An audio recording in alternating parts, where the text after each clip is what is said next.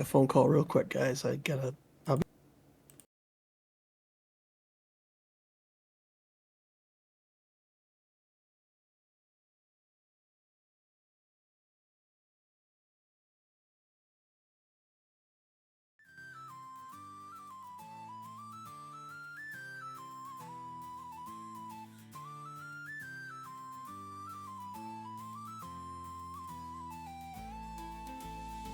He's got the mind to build a land, every creature spell and grain of sand, to Arabelle where life was grand. He brought the stone, now take a stand. Maps and dice, he lays it down. Are we enough to save the crown? A twist of fate, a roll of chance. In Feanor's domain do stories dance. Come join this world where magic flies, through caverns dark and open skies. His crafted dreams for us to roam, an epic quest to save our home.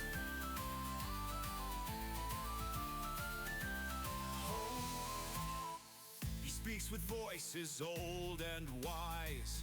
Goblins roam and heroes rise.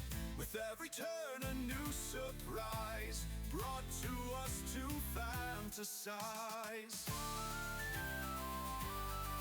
From dusty tomes and ancient lore, to battles fierce and treasures more, you've got a place, an open door. Adventure calls you can't ignore. Join Feanor's world where magic flies, through caverns dark and open skies. His crafted dreams for us to roam, an epic quest to save our home. Home.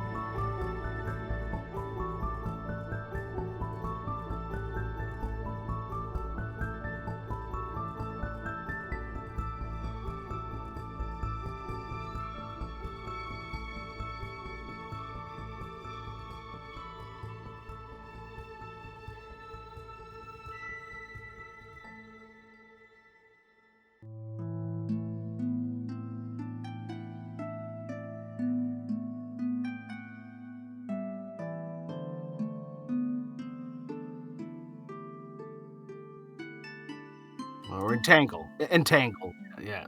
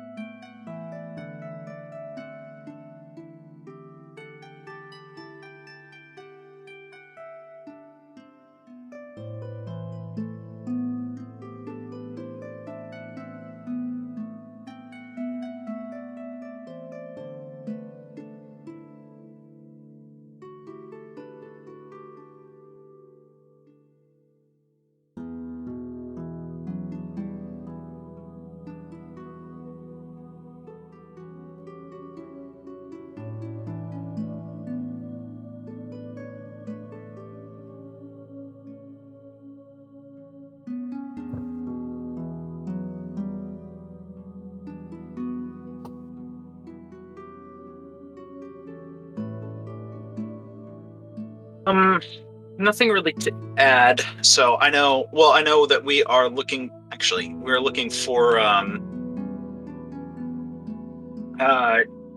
the people that we sent to the docks, and I don't think we've spotted them yet. The shady characters. So that's about it, though.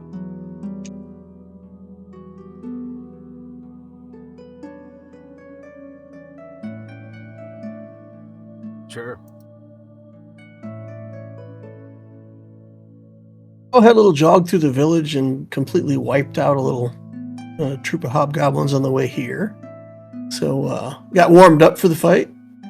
A few people have Bless on, so Helena, X, and Millie have Bless running. Other than that, just got to get through this fight.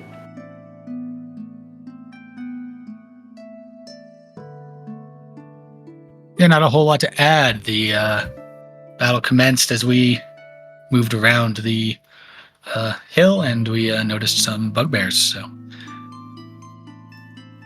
looking forward to how we engage this, given it's a large entangled field in front of us.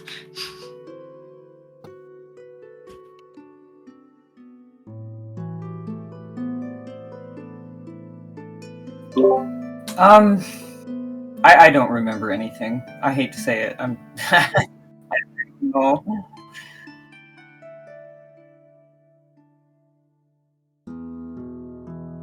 I guess I'm just gonna try not to die.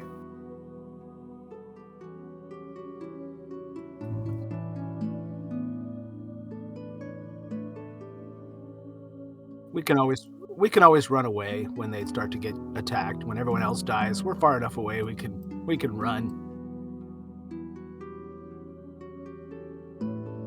For now. Helena does have the swarm of rats up there. I think that's probably something to remember. I have a swarm of rats. Was I here last time? That's my question, actually, because I don't remember getting to the docks.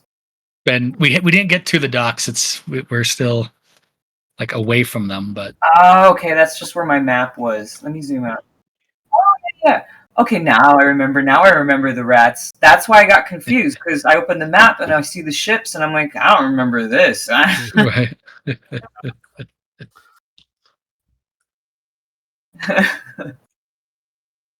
Yeah, but I still have nothing to say. It was like 3 weeks ago or something. I don't even know.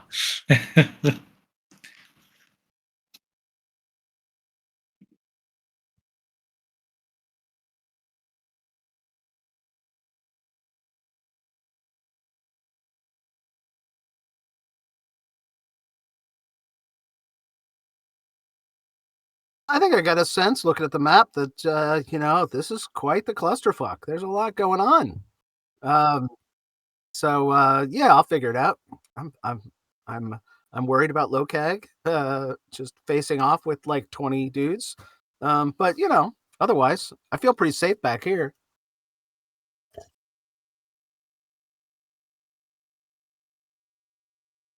I am sitting at a solid 26 hit points out of 45. No problem. DM, you are muted. I hear him. Oh, for the stream? So sorry about that, gang. Welcome and welcome back, Midlanders. Thanks for being here for session 29 of Goblin Stone. Last session, our heroes moved through the streets, taking out pretty easily a small group of goblins hidden away in a house, and then made their way to the docks, moving down slope over rocky, broken ground, mostly cleared by the rubble from the falling stone. And they have now engaged the first of the enemies that they spotted, a company of hobgoblins, and then were surprised that Lokag was surprised that hiding down the cliff was a group of bugbears. Clifford has thrown up an entanglement, and Clifford and Helena are taking shots from a distance. So far, only these two groups have noticed any of them, and primarily the bugbears have only noticed Lokag. Apologies and thanks for letting me know. unmuted the wrong channel on OBS. So, let's see here. All right, any other final thoughts or questions before we jump into the top of the order? It looks like I don't see I don't see Cliff in the initiatives. I think All I right. maybe have to roll. Go ahead and roll him up and get him on there. I just had him running last since I was basically running him as an NPC last session. Oh, that's fine. So, yeah. Yeah, just put him last. That's fine. Just put him in last if you want. Okay.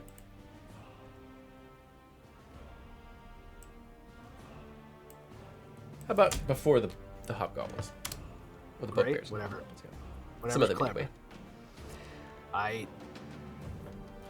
Okay. All right, so starting off at the top of the order with X.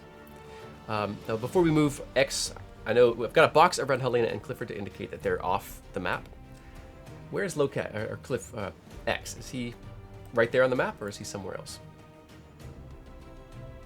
X is kind of playing midfield, so he would be far enough forward with the idea that if somebody needs a healing word or something like that, I have to be in range to get there. Okay. So you're about 30 feet off the map then, probably. Yeah, probably 30, 40 feet back from where Millie is, for example. Okay. So half the distance between the map and Helena and Clifford is 30 feet. They're 60 feet away. Sounds good. Okay. All right, so starting with 30 feet off the map, what does X do? All right, there's a hobgoblin veteran right here that's wounded. Mm-hmm. Is he entangled or not? I can't tell. He is not. The ones with the nets on them are entangled. Okay, so I want to shoot an entangled one so that I get advantage in sneak attack. So I'm just going to go with this one back here. Okay.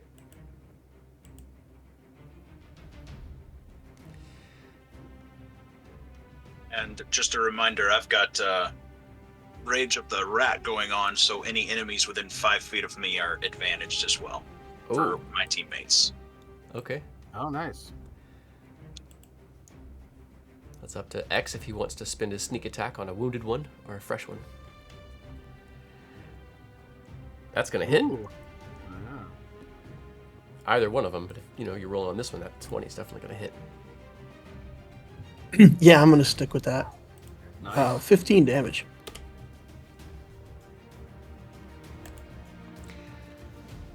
Yeah, well, it forces a grunt of pain out of the hobgoblin's orange face.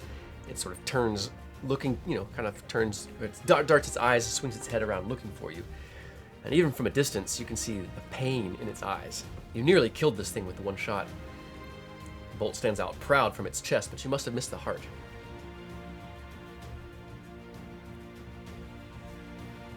All right, is there any way for me to hide or not? There's like rubble and such where you could drop prone and hide behind some things. Like the whole slope of the hill is just covered with rubble from buildings. The stone sort of rocketed out to the air. I'm good with hiding, but I don't really want to be prone. Fair. Yeah, it's pretty open ground, as I mentioned last session. It's really hard to hide. Okay, well, I'll just stay back then and don't really have a very good bonus action or anything I can do here, so I'm done. Okay. Next in the order of is Millie, who has just slain one of the hobgoblins. Now standing toe to toe, or nearly so. The verminkin rushing in, and more tangled up hobgoblins nearby. What does Millie do? Well, seeing that they're in the entangle, and I don't desire to be inside of the entangled area, I'm going to switch weapons here to the crossbow.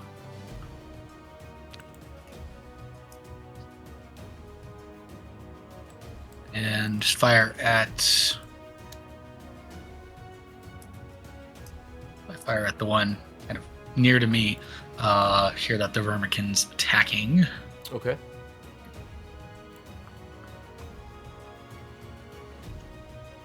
And it is entangled. Fantastic. It is.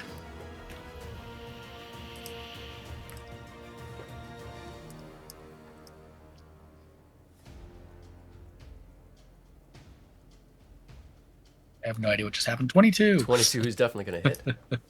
Nice. All right. It'll be slowed, which means nothing because it's entangled. Yeah. Then it'll take a whopping 7 points of piercing damage. All right. A grunt of pain from the hobgoblin.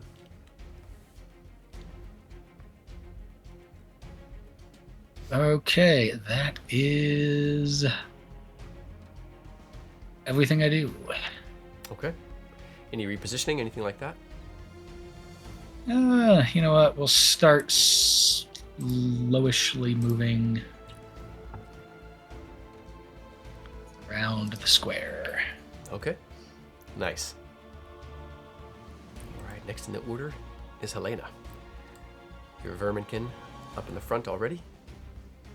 You with your light shooting crossbow. What does Helena do or say? Do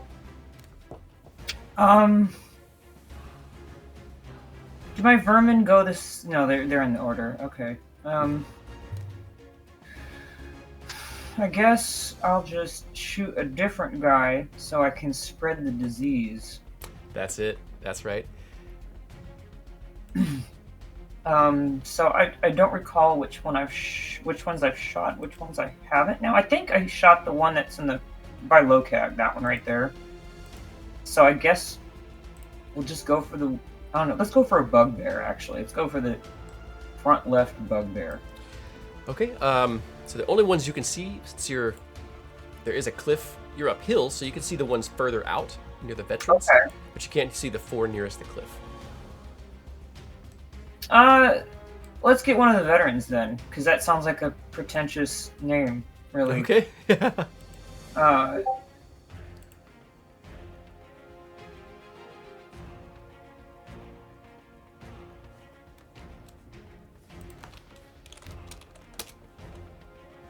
Yeah, so crossbow of light, right? Mhm. Yeah. Okay. It's not very good. All right. Double check, but I think that 13 is gonna miss.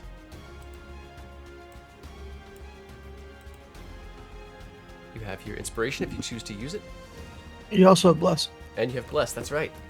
Oh yeah, roll that D4. Oh yeah, I'll do that. Let's see. 15? Let's see that- here. Double check. Yeah, since we are still in jump gate, it is a little slow and wonky, so stat block is opening up very slowly. And that unfortunately is going to miss as well.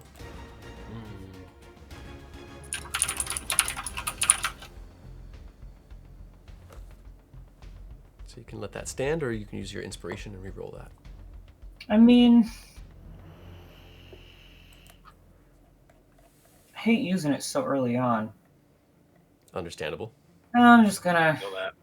I'm down, right? Am I like technically hiding? You are. The way we described it last session is you are prone on a stone slab. There's a little section of wall, so you've got some cover, but you're not hiding. You'd have to like reposition yourself to hide, because currently your location is known. Okay, let's do that then. Let's move a bit. How about over here? Okay.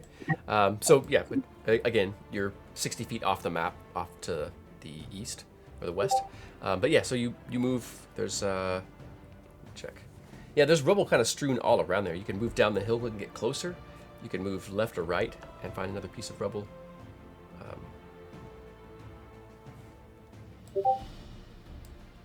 He's back up where you are. But being prone, it's going to take half your movement to get up. So the best you can do is lay prone someplace else at the moment. I guess I can't hide anyways because I'm not a freaking. Yeah, you won't be able to make that check. I don't see the point. I'm just trying to use a bonus action, but I can't. So I'm just gonna go back to where I'm at. Okay.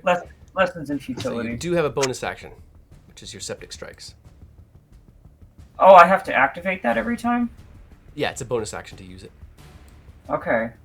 Yes, well, I definitely want to do that. I just can't remember. I just know that the one guy had it, and It's a I don't... D4. Yeah, the rat, your verminkin missed, I believe. Yes, what a strong night. I'm feeling so good. Double check something real quick.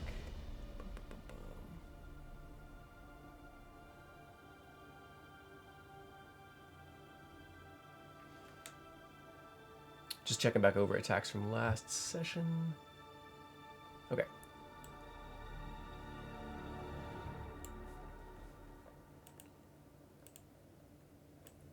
Well, one of the bugbears dies. You can feel free to describe what it looks like when one is killed with septic strikes. Well, that sounds pleasant. No. I imagine the hobgoblin sort of starts to look a little weak in the knees and falls down forward and starts bubbling out like green. No, that's too much. It's just some foams at the mouth, you know, and Oh, kind yeah. of gurgle. Then its eyes roll back into its head as it just lays there until it stops twitching. Nice. Gnarly. Meanwhile, the vines are partially covering its body. Did she say anything to Clifford, who's nearby? No, I want to. My brain is dead, so. Clifford says, "Ew."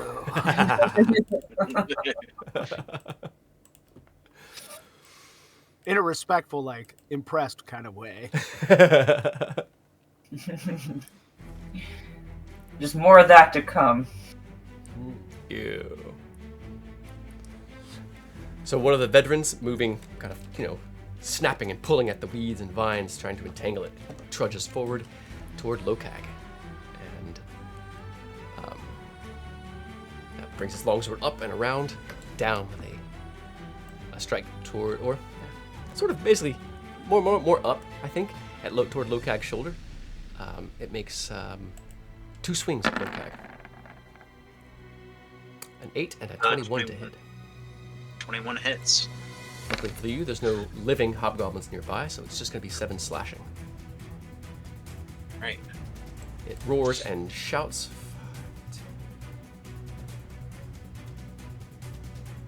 And it can move to there. It's half its movement. Another one moves up and swings twice at Lokag. That's the That's round. Oh, that's the rat, so sorry. That is not going to be able to do that then. So let's just take, let's see here. Alright, so a couple of the 5, 10, 15.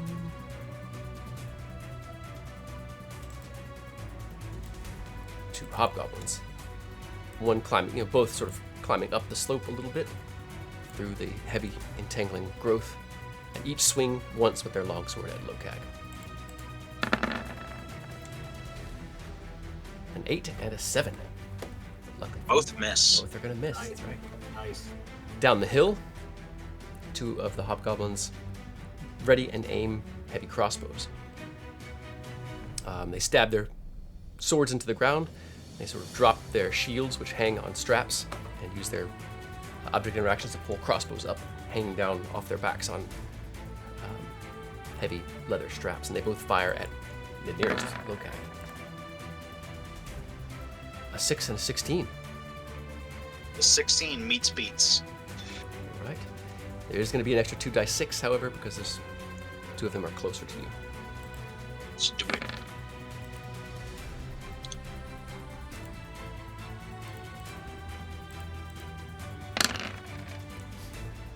For a total of 16 piercing damage to Lokag. Now, one of the veterans shouts, or the one that's engaged with, nope, one engaged with Lokag is concentrating. One of the veterans down the hill shouts in Hobgoblin. Of course, Clifford understands that. Don't bother trying to break free! Just shoot! Kill them! Shouts the Hobgoblin. So, several disadvantaged attacks will be coming from the Hobgoblins. to the allies. 2 to the north, the very wounded one and the unhurt one, both fire at Millie, as she's pretty close. So 2 shots at Millie. A 14 and a nat 20. Damn. Oh, you said these were at disadvantage. Oh, they are. That's right. A 7 and a 22. Which will put that 22 at 4 piercing damage. I believe that 22 hits. Let me just check here. Just. Okay. So 4 piercing from them.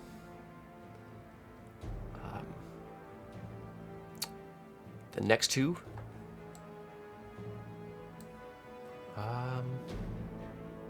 Firing at Lokag. Both with disadvantage. A 16 and a 10. 16 hits. Right. It's going to be 10 piercing. There is 1 more left that is going to try to shoot at X.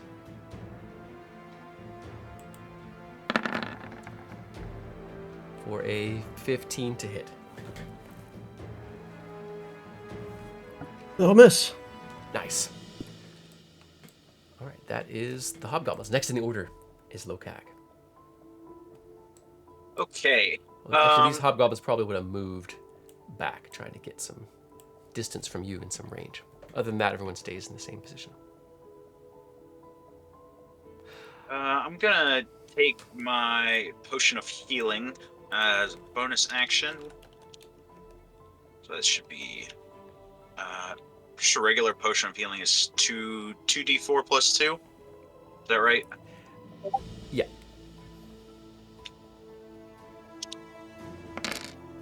Okay. 6. All right.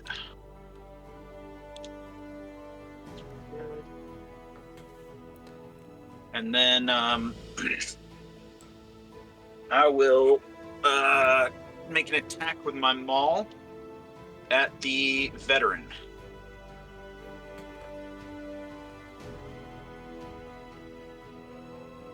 For a it's not reckless, so for a 15 to hit. All right, a 15 is going to miss. Figure has Okay. chainmail and a shield.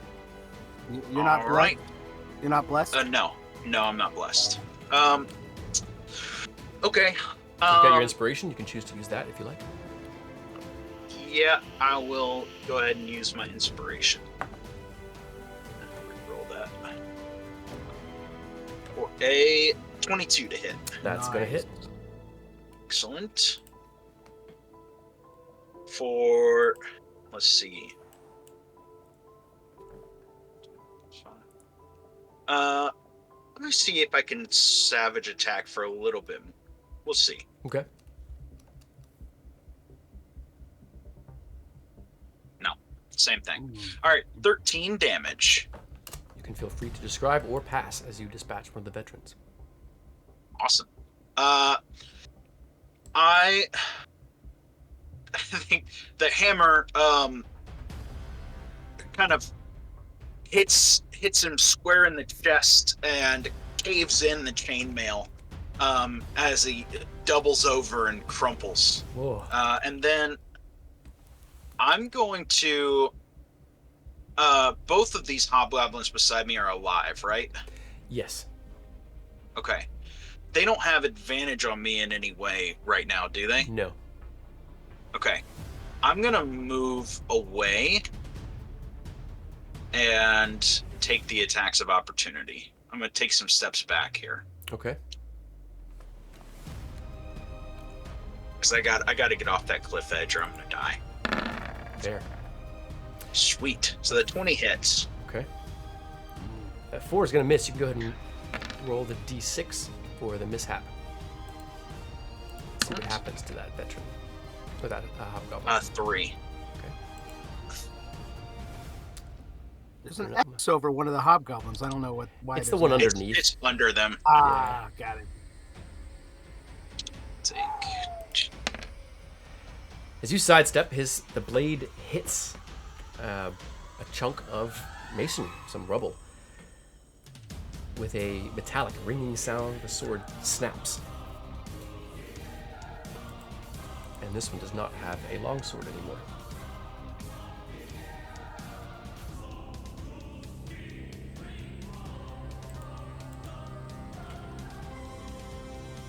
But the other, of course, is going to hit with 3 slashing damage.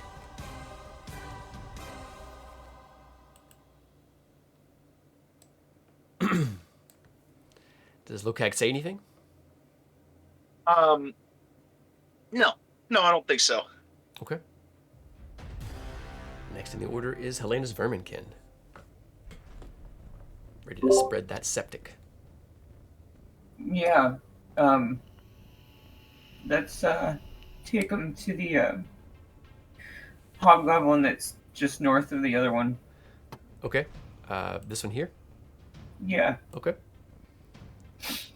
All right. And they just have 2 attacks, don't they? I don't have their thing up. Let's see here. Just 1. Well, that's just let them do that. All right. You can roll your d20. It's a plus. They got a +2. Okay. 14 plus 2, so 16. 16 is going to hit because these up front fired their crossbows, so they do not have their shields up. So 16 is just going to hit them. Awesome. Let's see here.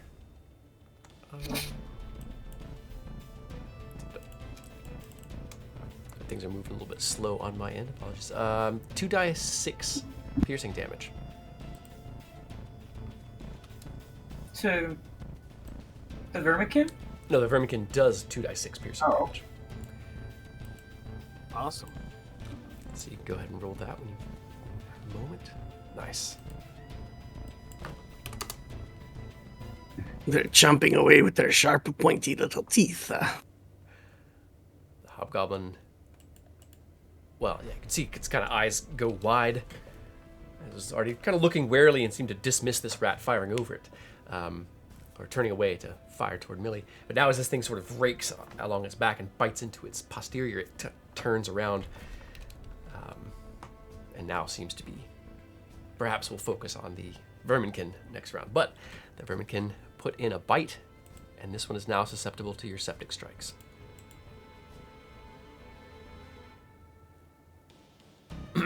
Now it's in the entanglement, so it's difficult terrain, but you can reposition the Verminkin if you like. Yeah, they won't get like an attack of opportunity against them if they move. If will they move out of their threatened space, then yeah, they will. Well, I can't really move then. Not very much, I suppose, without risking that. Yeah. I just wanted to give you that opportunity in case you found a tactical advantage there. No, I don't. Okay, yeah, no, that's totally fair. Clifford, next in the order. All right. Belly down on this flat piece of this foundation to a building. Helena laid next to you. So I can see everyone in the entangles, but not the people down below so much. You Maybe can the see. back row. Yeah, let me just draw a line. Back row. Yeah, you kind of the can't back row. see. So that sort of. Oh, where is it?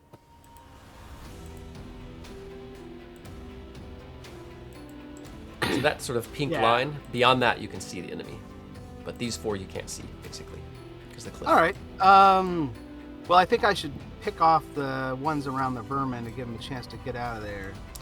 All right. Keep in mind the green ones are going to be susceptible to her vermin strikes, so you might avoid those. Oh, they're not. Yeah. So the yellow one to the kind of there, next to the verminkin is a easy target. They're not green, right? So. Yeah, this one here. Oh no, that one there. All right, yeah, I'll hit that one. That seems like the right one. The one less person to shoot at us. So I assume he's got the crossbow bolt. I mean the crossbow and the heavy crossbow in hand at the moment. Yeah, you've been firing, so yeah. Yeah. All right. So I'll fire with the heavy crossbow, and try to hit the little bugger. Sorry, one sec. No worries. I don't think it was equipped. Um,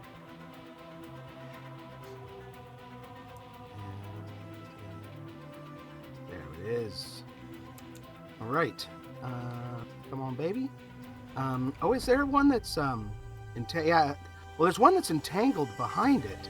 All the ones with the Okay. net are entangled. So all the ones. Yeah. Yeah, I'll get the net one because I'll get advantage. So. Okay. Yeah, the one that you were. This one is also netted. So. Oh yeah. But it's got the so I'll hit it with that. It doesn't look like the attack went through. Coming through? Why doesn't it come through? Hold on, I'm gonna try. Oh, did you roll it and didn't come through? Yeah, I'm gonna try again. Sorry. No, not your fault. It happens. Yeah, I'm trying to do. There it is. All right, try that. And that's not with the advantage. Let me do a second roll. Okay. 16 hit. Okay, I see 4 rolls there. The first one's a 16. Oh, weird. The 16 Okay, does. but The 16 does hit the go archers. through. Okay, good. It did go through. Yeah. All right. Took a minute. Damage. 14 damage. Rolled a 10. You can feel free to describe or pass. You handily All right. dispatch that. So. Yeah, he just does a little shoo. And am I prone? Am I like on the ground too with Helena kind of? Yeah, I just I said that you were, but it's your choice. No, it's fine. I like being prone. It's hard for me to hard for them to get to him. And if anyone wants to go up the cliff, they kind of have to go around through the entangle to get up there. Yeah, unless or they maybe climb the cliff. Yeah. Yeah. All right. Well, I think that's it, man. I don't have much in the way of bonus unless I wanted to finish this guy off, but I think I'm good. That's all I got. Okay. I'm not injured or anything, so no reason to drink a potion. So yeah, that's it. Okay. A Pew, booming, pew. like a deep, rasping voice booms from this figure. Oh, I should gotta watch that. Oh my goodness. Giving an order to the other bugbears. After them up the cliff, lazy maggots! And they begin to move.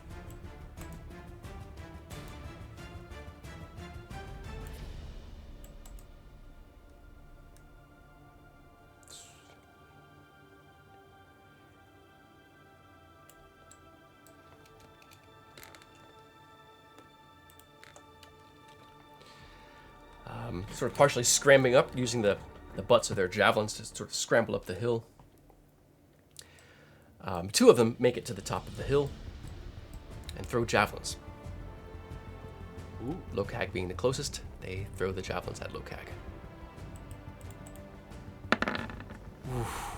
Another nat 20 and another 7. Right. Total of 10 piercing to Lokag. The others climb up, but they spend their action also to dash and get up into position.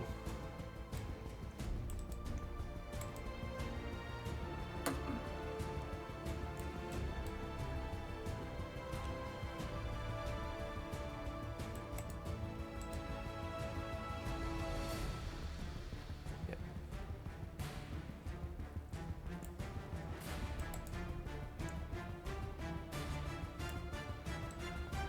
In a few seconds, all of the bugbears are up top. Most of them, however, have spent their actions sort of getting into that position. Let's see. Unfortunately, on their initiative, I missed the 2 veterans. So the 2 veterans are also going to make their attacks. Or they take their actions. One of them gives a battlefield command and rushes out of view to the base of the cliff. The other also fires at Lokag. Well, let's see here.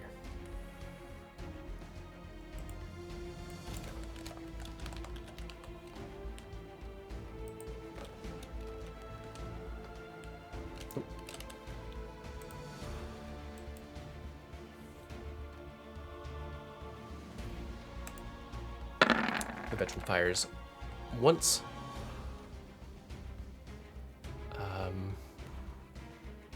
uses object interactions to draw that out, drop his other gear.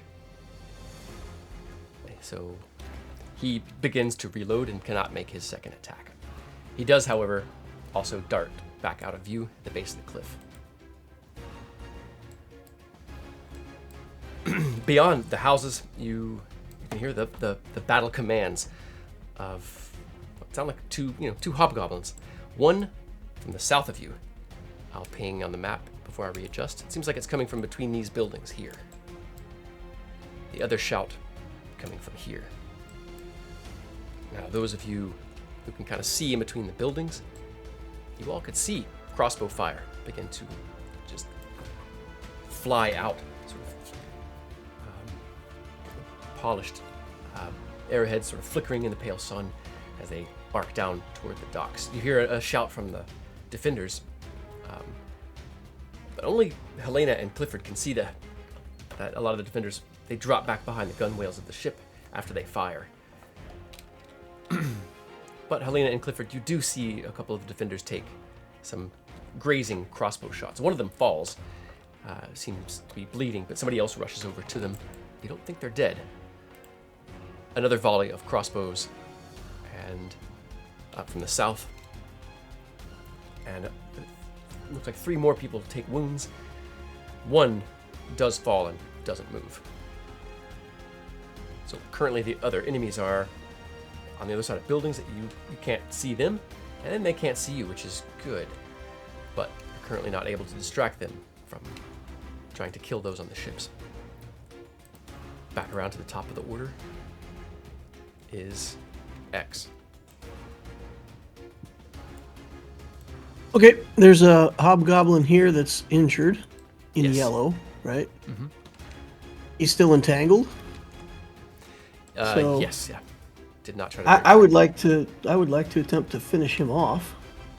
Reduce the amount of actions being taken on the field here. Yeah, it's not a bad idea. So yeah, let's try that. A 22 to hit. Okay.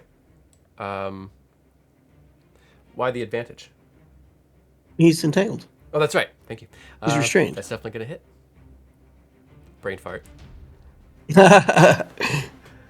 16 damage. But that was the ping again on your target. Okay, you can feel free to describe or pass as you dispatch that hobgoblin.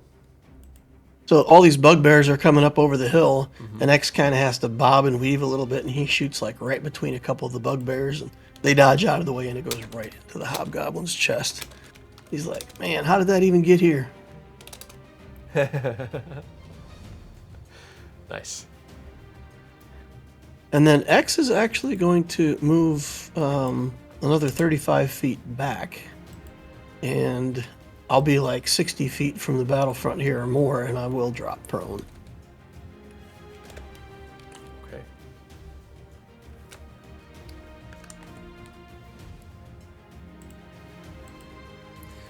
All right. Next in the order is Millie. All right. It's a lot of bugbears there. I agree with X's standpoint of needing to remove more of these hobgoblins.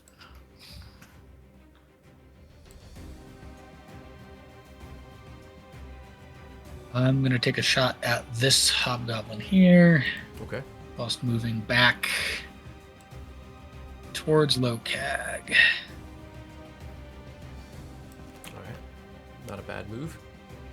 Actually, no, I'm not going to do that. I'm going to dash to Lokag. And seeing my friend peppered with arrows, bolts,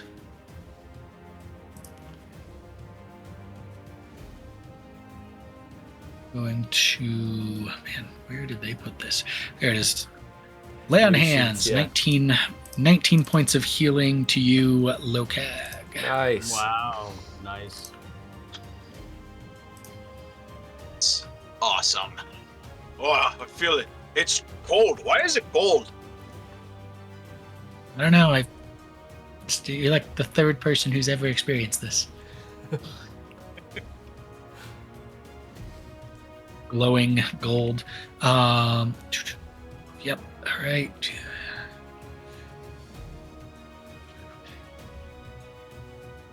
Just checking. Yeah, I already cast Shield of Faith at the beginning, which means I owe you a Constitution save, DM, Thank you. for the last hit. If I can find where it is in here. More than enough. Awesome. That's me. That was my action to dash, bonus action, lay on hands. Nice. Okay. Next in the order is Helena.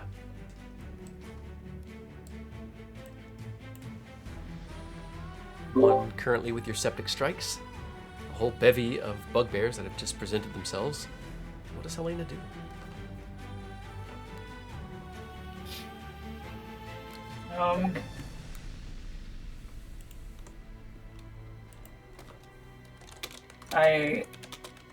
I'm not feeling good. I just want to shoot a different enemy and keep spreading the septic flood. Yeah, yeah. Try not to overcomplicate it. So, yeah, we got these bugbears coming on in. Do you guys think? Just want to ask you guys real quick. I want to spread the septic strikes, but also,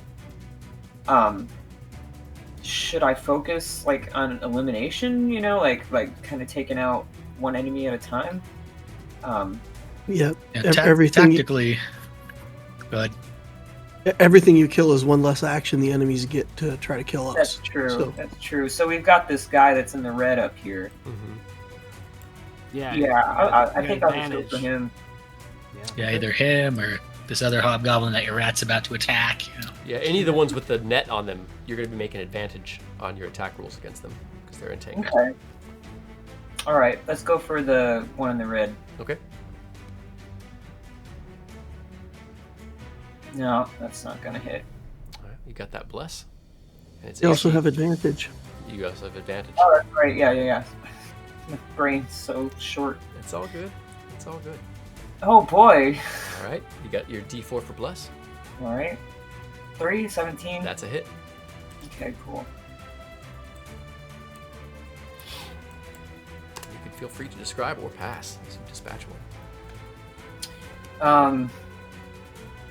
I don't have a description for the moment. I'm hurting too much. But I know that I want a septic strikes for my bonus action. Do it. Roll it up. All right. What is that? A 2d4? I think it's just a D4. Yeah. Okay. Nice. All right. Does Helena say anything? No, this is too much of an ambush. She's just in it. She's focused. That makes sense. I mean, yeah. Scrambling. This is intense stuff. All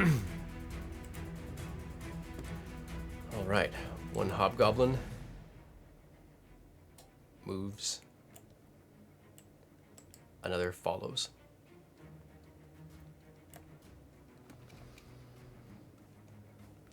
Smelling blood in the water, they both level their attacks at Lokag, each swinging, let's see here. They drop their crossbows, pluck their swords up where they stabbed him into the ground. Oh no, they had been melee attacking, never mind. So they step forward and both swing at Lokag. 17 and a 21. They're both gonna hit. Total of 10 slashing, just halved for you. Indeed. Good on the healing there. Oh, sorry, there's going to be more than that because they're Next to each ability. other. Another 11 An more. additional 21, so a total of 10 for you. Okay, that's those two. Next, there's two that are still stuck in the ground. Following orders, though, like following their battle discipline.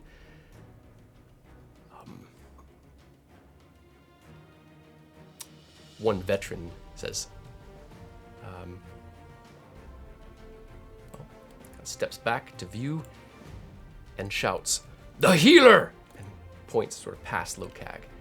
So the next two are going to make disadvantaged crossbow attacks at Millie because she's exhibited healing ability. Both going to miss, and you get to roll a d6 for the mishap.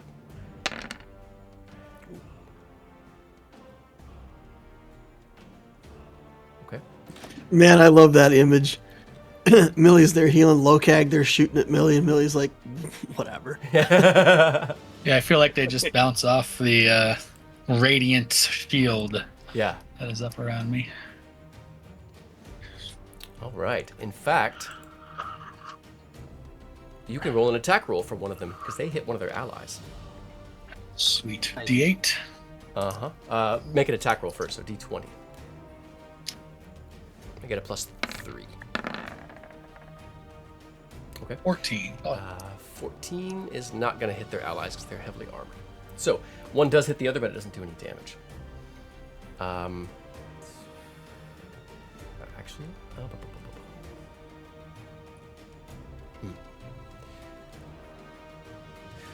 Lokag, you get 1 hit point back. I miscalculated something. Apologies for that. And now at this point, the veteran fires its 2 shots at Millie. Oh. both of those will hit. Okay. Close enough. It's going to do hobgoblin damage as well.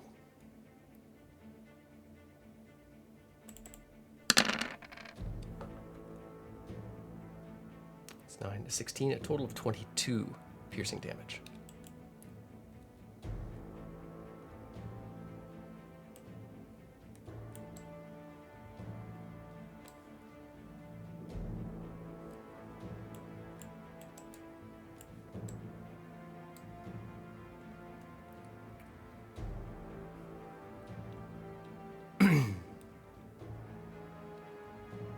And 1 attack at Millie and 1 attack at Lokag. A 7 and a 7, both miss. Indeed. Aha! 1 more veteran attack. Actually, he shouts.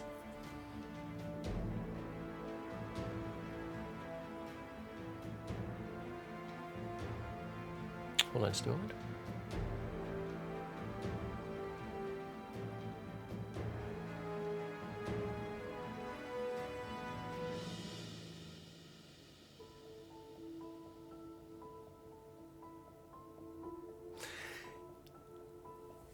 The hobgoblin commander shouts, and the nearest hobgoblin, no, they both hit.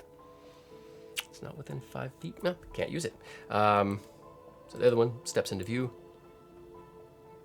Also makes 2 attacks.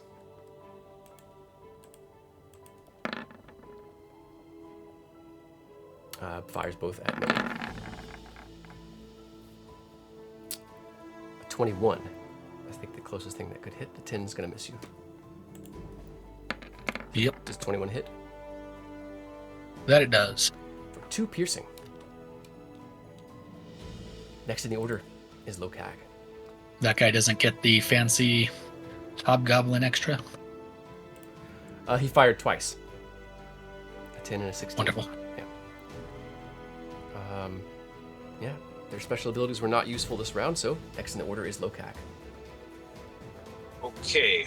Lokag, looking around, not a fan of hobgoblins, so he is going to the one to the north of him. He's going to smash with hammer. Okay. This is the one that it clubs you with its gauntlet because it broke its sword. 19. 19 is gonna hit. Excellent. And that'll do... No, it's not going to do 10 damage. It's going to do 12 damage. A little better. Hobgoblin is very hurt, but does not fall. It does double over, though, as you hit it in the gut with your hammer. Let's see. I don't think I have...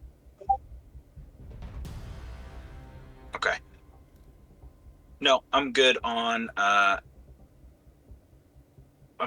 bonus action. All right. In which case, next in the order is the Verminkin.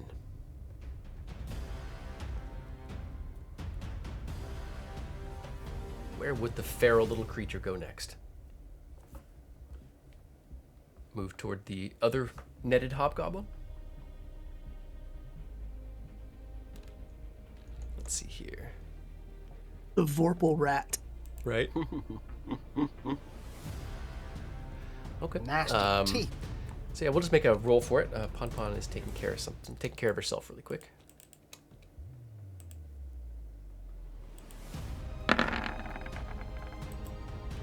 It is going to miss. They would have moved to here.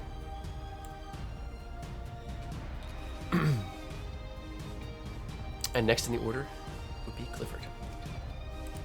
All right. I think I'm gonna go for that cluster. There's a bugbear there. Clifford lines up his shot, and he's gonna fire away at that guy. And hope he gets lucky enough. Let's see the attack. Keeps doing that.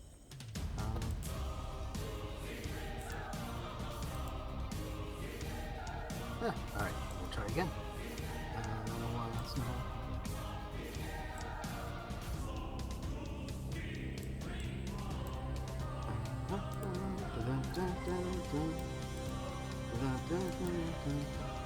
Okay. There we go. That went through. Oh no, 21. I don't know why it rolls twice, but 21's going to hit. 21's definitely going to hit. The And I'm second adding roll is damage, buddy. Yeah. Ah, that explains it. And along with that bonus action, he is going to add on the he is going to add on a spell to get everybody in the area with a hail of thorns. Ooh. Ping your target again for me so I can see what you're talking about. I was looking at a note. Yeah, this guy. So it should get all 6 of them in All a right. hail of thorns. And that does a D10 to each of them. They get a dex save, DC 13 dex save. So I'll roll that D10. All right. Let's, go ahead and link that ability in chat so I can read it too. And Sure. I have it on D&D Beyond. I don't know why it's not. it's the coming. entangling arrow, right? Yeah. It's called Hail of Thorns. No, it's not the entangle. It's okay. not the entangling strike. Yeah, that's another. That's ensnaring strike. Gotcha. I'm opening it right now. No worries. Okay.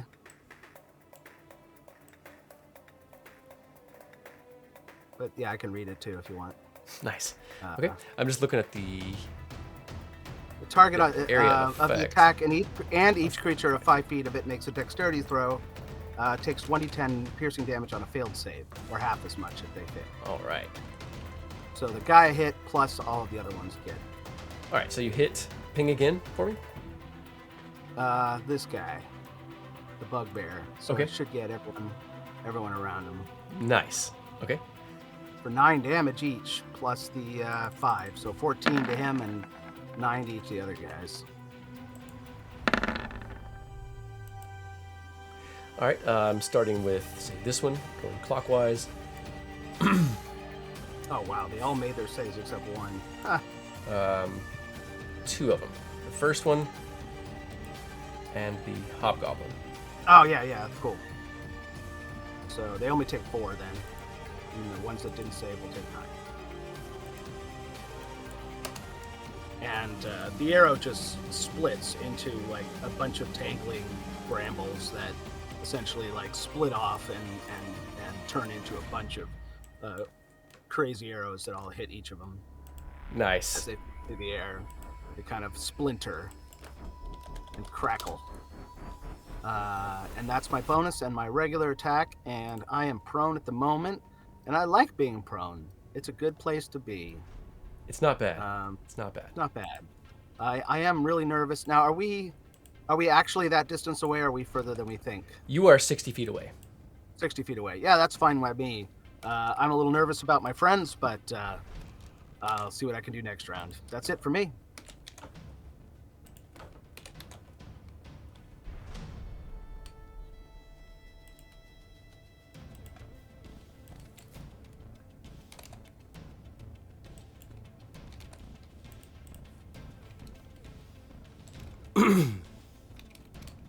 All right. So one of them. Oh, sorry. I did the wrong one. So the hobgoblin and one of the bugbears are now entangled. The hobgoblin also looks pretty hurt. And next in the order is the hobgoblins. Another shout from a figure around the corner.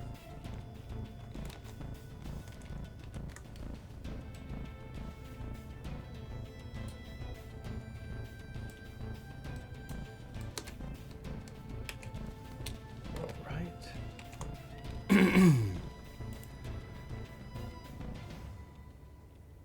And the bugbears sort of rush. Those who can move forward, rush forward.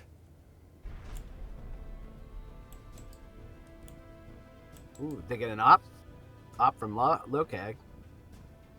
One of them would, yes. Excellent. Whack-a-mole. Just a 10. Oh. Fortunately, that is going to miss.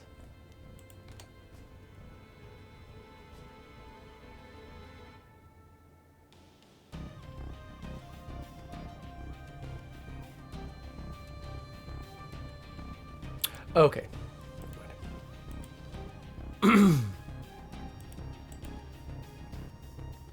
Yeah, they rush forward and in a chorus of almost idiotic grunts and shouts, sounding something between dogs and apes, they swing wildly, madly with these sort of bent haft, gnarled, spiked great maces that they have.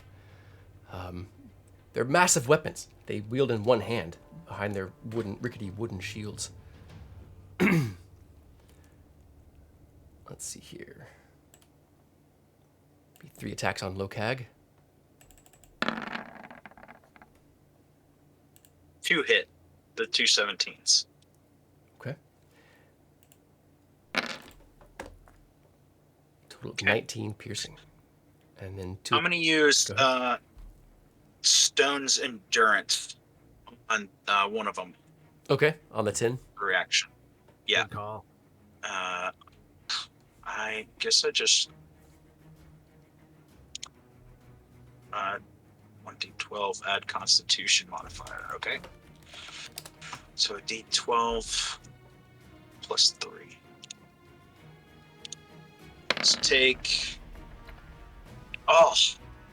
4 damage off of that 10, making it a 6. Nice.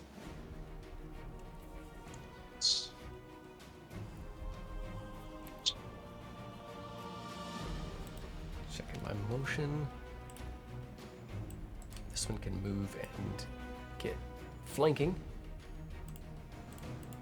Well. So 2 attacks coming in on Millie. Plus 2. Next one's not.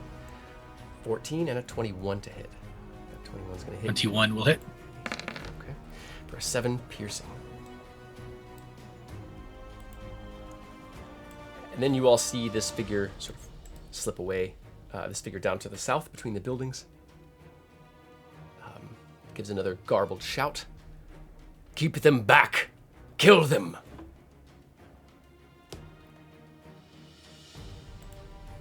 And then it ducks back out of sight. Everyone make perception checks as you all hear more cries from the attackers and from the defenders. And Millie, you see movement slipping along the back of the building directly south of you all.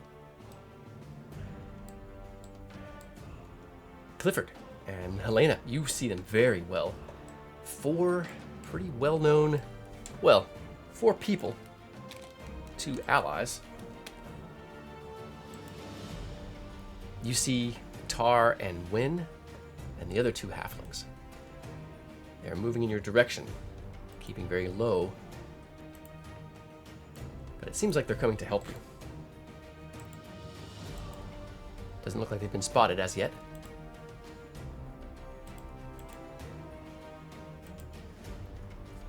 Let's see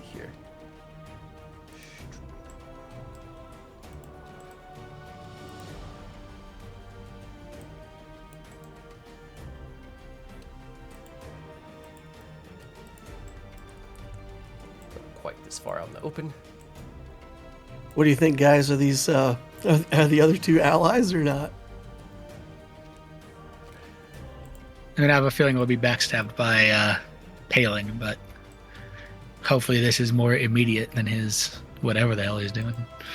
I'm just going to notify him that Brunhilde or whatever her name was is no longer no longer relevant. Maybe after the fight. Like,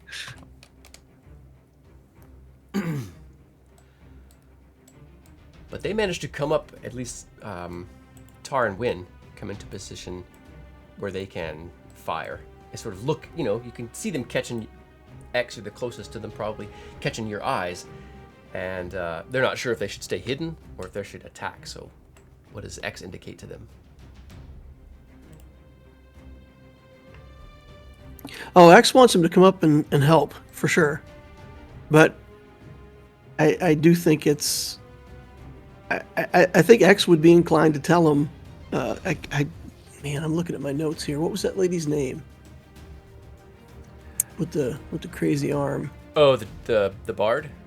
Baradwin. Yeah, Bradwin. Yeah. So I think I would want them to know that Baradwin's no longer in the picture and they really need us as allies. They really need to be part of this team. Interesting. How do you get that across? What do you say to him?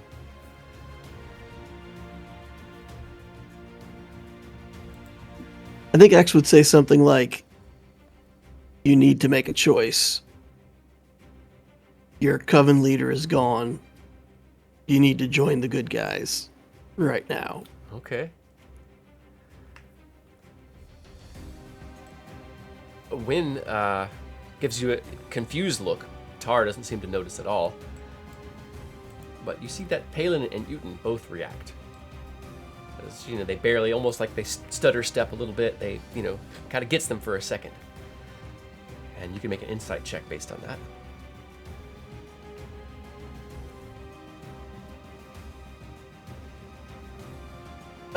Not feeling very insightful at the moment. Yikes. Yeah. Okay. So Tar and Win come into a position. Let's see here. Let's let X and Millie first take attacks first. So X, if you want to make the attack roll for Tar, she's got a +3. She's got advantage because she's hiding. And then Millie, if you want to make the other check for Win.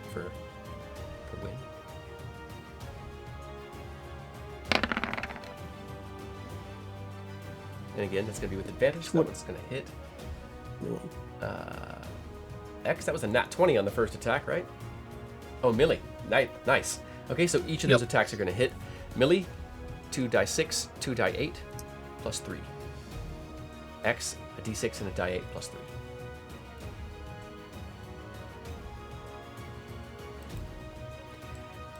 And they're just going to attack the nearest bugbear. And definitely take the same target. Woof. With 2 arrows sprouting out of its back, one of the bugbears groans and collapses. Millie, you have to shuffle your feet back so the massive thing doesn't fall on you.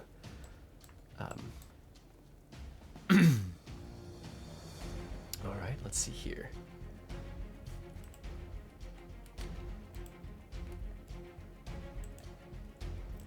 Just a moment.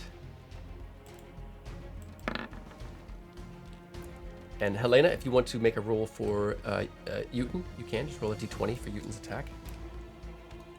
If you're back at the keyboard.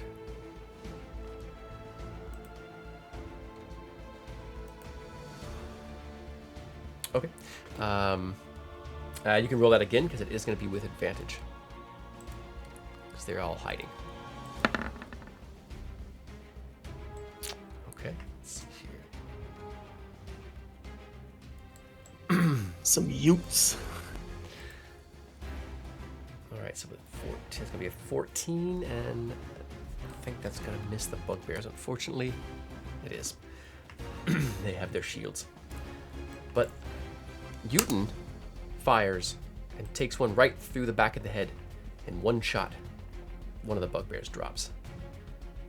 Uten has some skills. Oh, not Uten. Sorry, that was Palin. That has those skills. Next in the order is X. All right, there's still hobgoblins, and they do crazy damage. So I think Yeah. there's one here in yellow right behind Lokag. Yeah, and another right into the north. Okay, he's still got the rage going on that gives us advantage, so I'm going to try to pick that hobgoblin off Nice. with advantage and a sneak attack here. Yeah, yeah.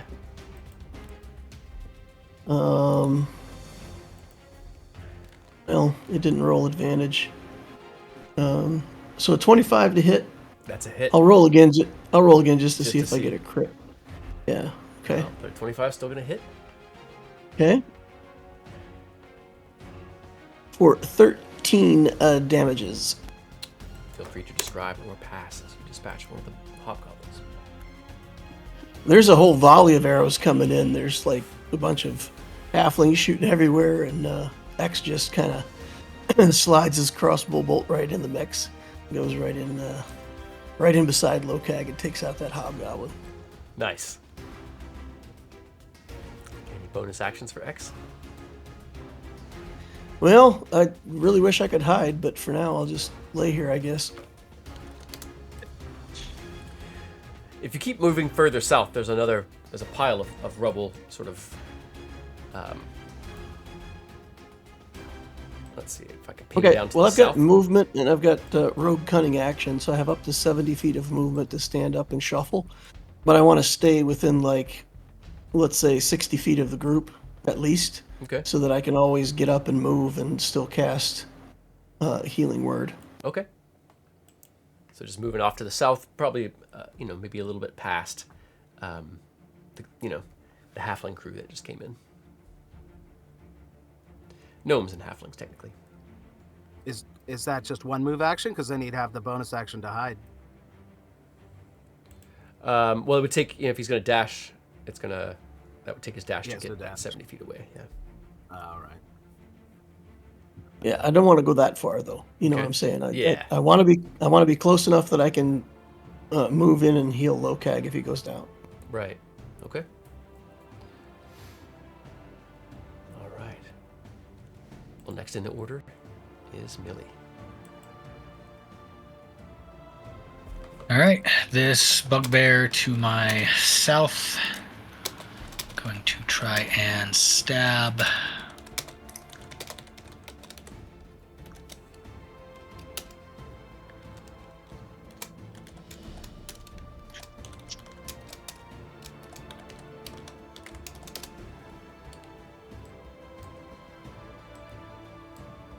Oh, I do have advantage because it is next to a Lokag. It is next to 26 to Ooh, hit. that's going to hit. All right. And we're going to give it a little bit of the Divine Smite as well. Nice. So that was the bugbear to the south? Yep. Okay. Ooh. 20 damage. For a split second, you are certain Wow. you felled this creature in one shot. Then it gives a Wow. ragged, pained gasp of breath, and you realize that almost. But its All right. eyes are wide with fear. That is everything I have. All right. All right, checking in with Helena with Pon Pon. If you are with us.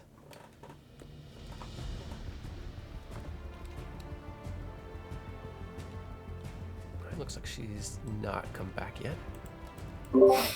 I'm here. I gotta go. Okay, yeah, if you gotta go take care of yourself, please. Thanks for being here for the session, and I'm sorry that you're dealing with so much.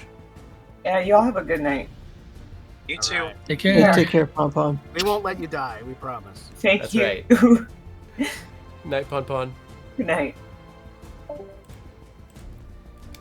Okay. So I think she's just gonna fire a shot into one. What do you all suggest? Yeah. Any of the hurt hobgoblins or bugbears? Mm-hmm. I vote this hobgoblin right here by Lokag. Okay. Oh no. No. A nat 1. Maybe an inspiration? Probably worth it. Did she not use it already? Yes, she did not. I don't believe so. All right. She decided not to. She thought about it and decided, I'm going to save it for later. Okay. Ooh. Let's see here. A 15. She's She still also- blessed. Yep. Oh, that's right. Oh, yeah. That is going to hit. Well, actually, somebody go ahead and roll that plus, and let's double check. Good chance Bless the it'll hit. rats. Bless the rats and children. Definitely gonna She hit. had advantage on that attack anyway, so she wouldn't have needed to use her Oh, inspo. thank you. Oh, nice. Oh, wrong button. Damage.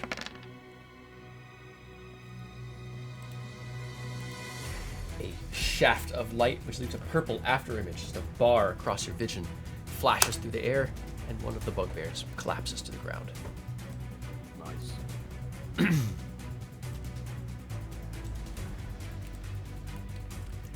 All right. And then she gets septic on this. She does. So go ahead and roll that d4.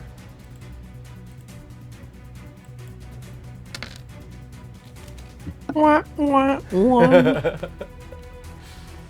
All right. Now from below. Two hobgoblins that are entangled are now focusing on the rat, on the verminkin. Attacking with disadvantage, firing their crossbows down. 15. It's going to hit one of them. That's only going to be 9, not the crit. The rat gives a screech. It is speared through with one of these crossbow bolts, but it is still moving, still attacking. Powerful, feral little creature. Alright, let's see here. Two more from the south, two crossbow attacks. They are still firing at Millie as told.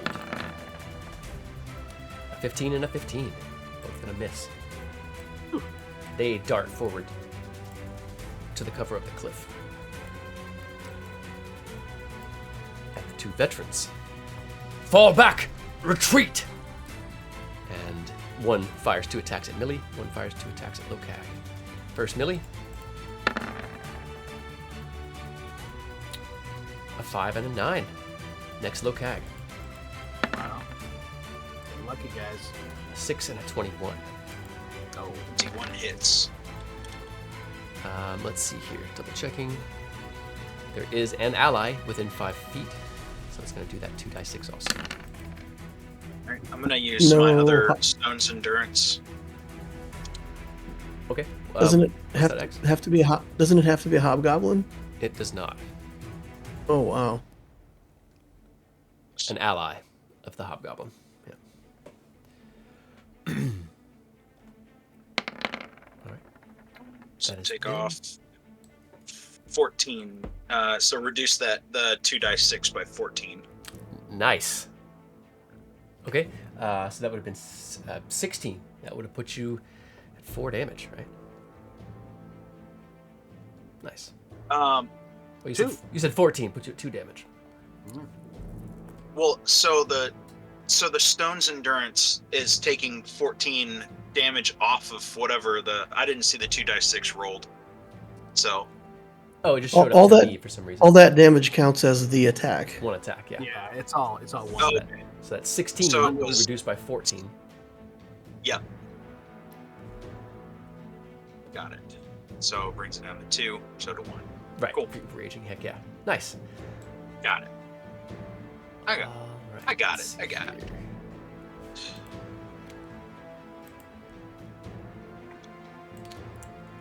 And those veterans retreat back into the cover of the cliffside. Next in the order is Lokag. I think after this round we'll take a short break. How's that sound? Sounds good. Sounds good to me. Lokag is going to be very simple. He'll attack the wounded bugbear.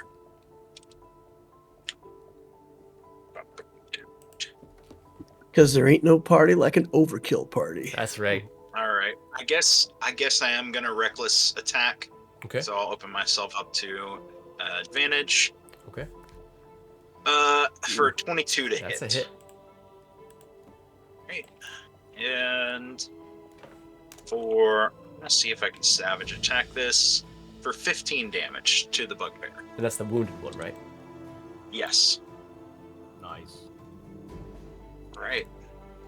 And that is Lokag's turn. You can feel free to describe or pass as you take one of them out. This one is a hammer blow up from underneath and just uppercuts it in the bottom of the chin with the hammer as it flails backwards. Oh, nice.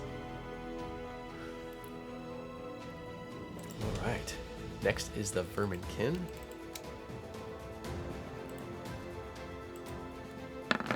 Making an attack again. It's still above half hit points. Unfortunately, it's gonna miss. Next in the order is Clifford. All right, what do y'all think of a fog cloud, huh? Think it might be a good idea for us to get a little tactical advantage? Or should I keep shooting? I think we're actually okay. I mean, Lokag or Millie might go down, but we've still got heals, and All right. it's not looking too desperate at the moment. You can if you want to, but Yeah, all right. Well, no, I got that vibe, so I'll keep shooting. Let's see. I might go for this bugbear next to Millie. That seems like the right one to fire at. you'd have advantage on the one next to Lokag. Oh yeah. All right. Well, then I'll mess him up. Yeah. There you go. That one? Yep. All right. That is. Is that All the? right. Oh, I didn't roll. I get advantage, so I'm gonna That's roll right. again. Mm-hmm. Oh, garbage. Garbage, but not a natural one. I'm gonna go ahead and roll again because I'm gonna use All my inspiration. Okay. I So wanna 2 suck rolls again less. because it's advantage. Oh, right. Mhm. Nice. That looks the 16 hit. I guess I'll crit fish and see if I get a 20. So yeah, 16. 16 is gonna hit. That is their AC. All right.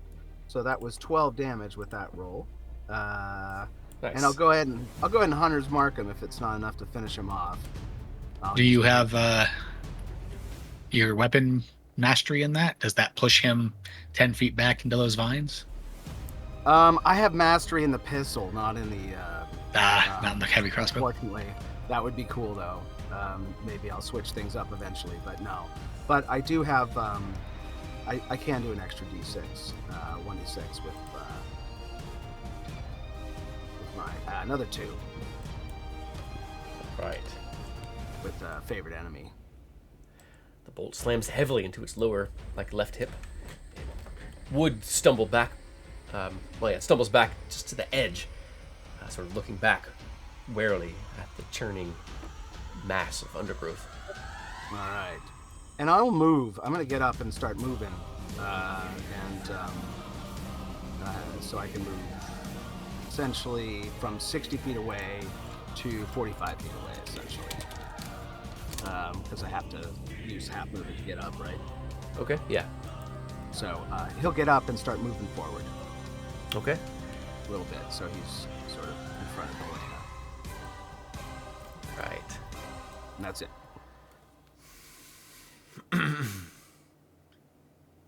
Of the bugbears, in a few seconds, multiple of these bugbears go down super quick. Each of the remaining bugbears, you can see them grappling with fear.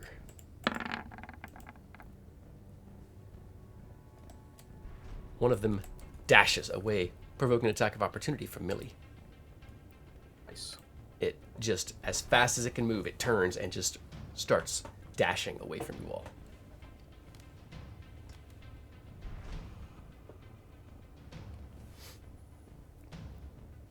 Bugbears are not known for their courage.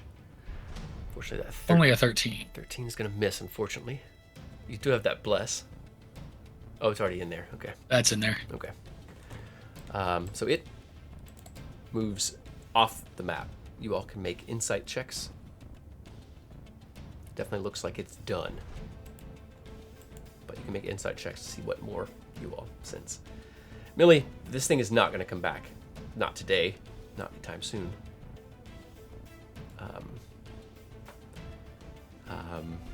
X, you're also pretty certain that it's leaving. It's not going to trouble you, come back to the fight, or sneak back in later, unless the tide turns.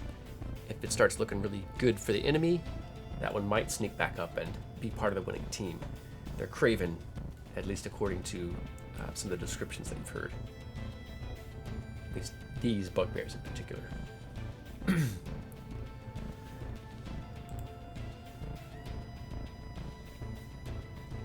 One throws a javelin at Clifford for a 16, and then sort of dips back down, sliding partially back down the cliff. You hear it land heavily below. That's a miss.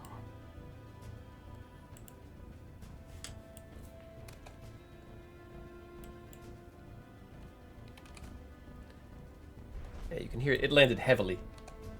Probably took a little bit of damage on the bottom when it hit the ground down below. The nearest bugbear, however, is a little bit smarter than that. It disengages from Lokag, moves, and also slides down the cliff face, taking some damage.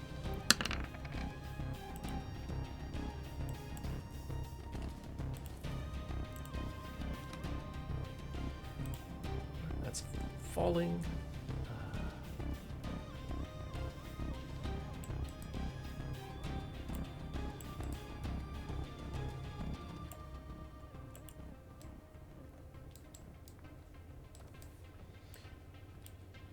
And now the tiny crew kind of creeps in. No cover anymore. But they're moving in a tight little cluster, firing in between each other. Let's see. I'll check my movement.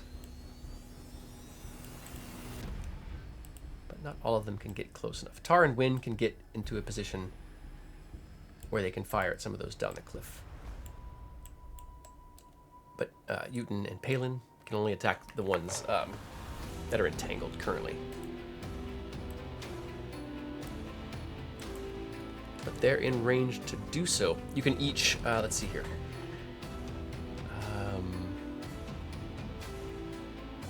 Everybody roll a d20 for one of the enemies. X, if you want to roll for Tar, Millie for Wynn, All right. Clifford for Uten, and Lokag for Palin.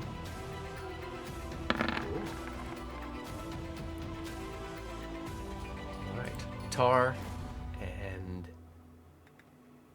Uten are both going to hit. Oh no, Tar and Palin are going to hit. Let's see here. Both attack the same target.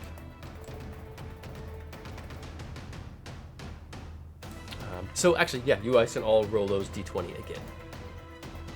Attack rolls for your allies. 'Cause they're shooting at, they have advantage on their targets. Nice. Okay.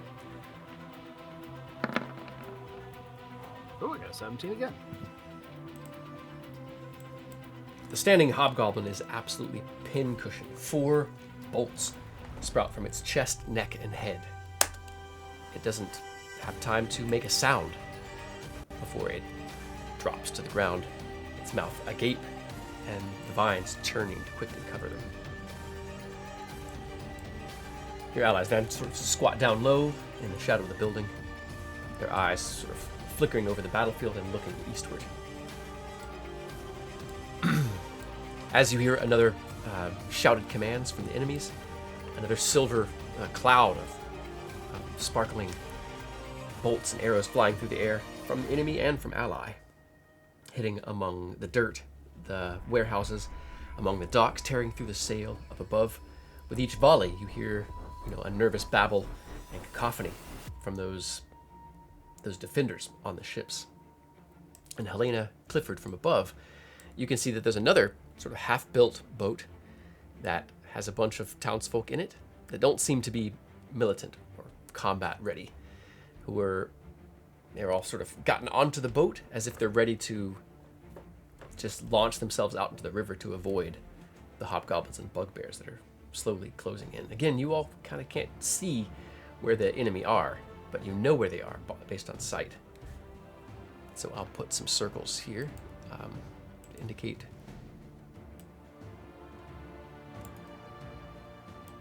where you think they are. And again, that's almost directly east of you all and southeast of you all. I think this is a good spot to take a short break. How does that sound to everybody? All right. Sounds good. Sounds good to me. All right, heck yeah. Good Tides times. are turning. Yeah, tides Yeah. are turning. Yeah, it's happening. All right, Mythlanders, our friends out here. We'll be back in just 10. All right. And yeah, hang with us for a moment, and we'll see y'all in a few. I am going to step away real quick. Does anybody want to hang tight real quick? I'll leave the cameras on. If not, we'll transition to another screen. Everyone can go take their breaks. I'm gonna run. I'll be right back. Okay. Transition to the music, probably. Yeah, let's do that.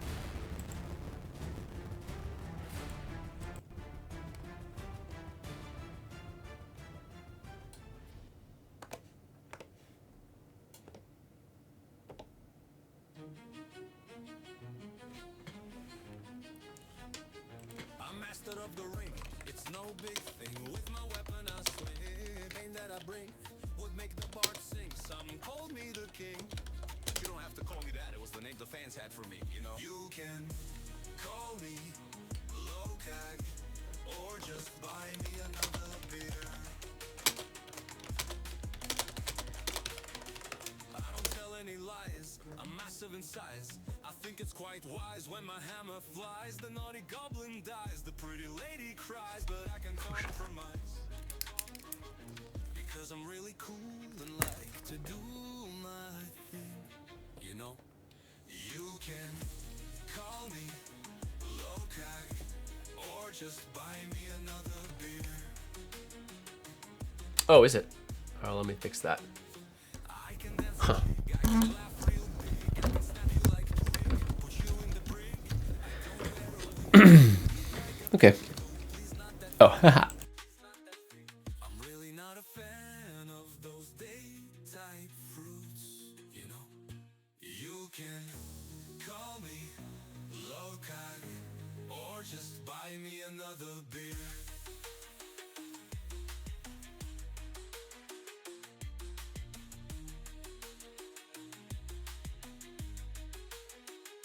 I lead the group, cause I'm the poop. If you want the scoop, I'll keep you in the loop. Be part of my troop, then I'll give you really big hugs and stuff, because I do that with people I like, you know? You can call me Lokag or just buy me another beer.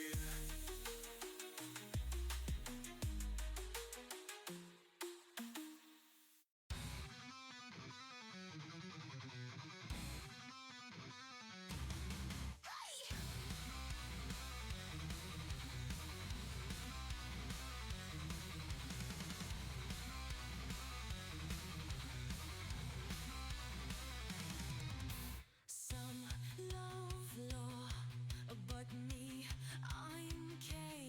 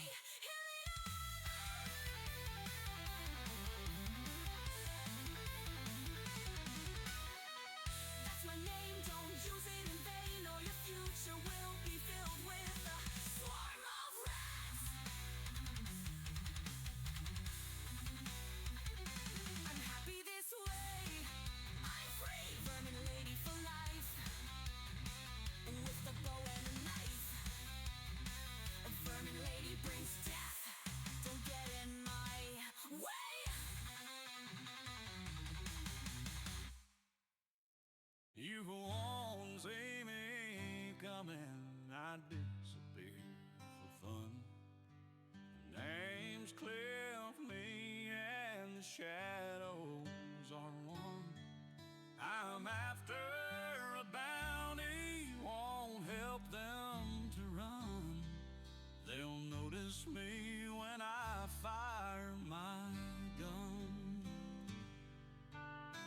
My leg is stiff again today. This coffee's a bit cold for my liking. People what live in comfortable homes with pretty gardens, they just never get to see much of the world. Me, I go everywhere, get hired to run down scum for money, but also 'cause I don't like 'em much. You won't see me coming, I disappear for fun. Name's Cliff, me and the shadows are one. I'm after a bounty, won't help them to run. They'll notice me when I fire my gun. I don't usually have a posse. Group I'm with now, though, ain't so bad. There's even times when they don't shoot first. Well, better than most, I suppose. You won't see me coming, I disappear for fun. Name's Cliff, me and the shadows are one. I'm after a bounty, won't help them to run. They'll notice me when I fire my gun. I never signed up for this big rock full of goblins falling from the sky. Well, if someone has to step up and protect these folks, might as well be me. They probably can't afford to pay me what I'm worth, but hey, life's an adventure.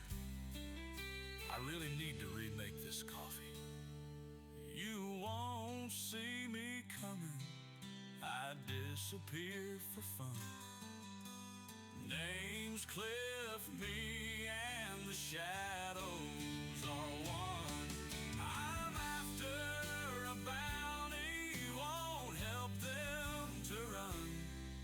They'll notice me when I fire my gun.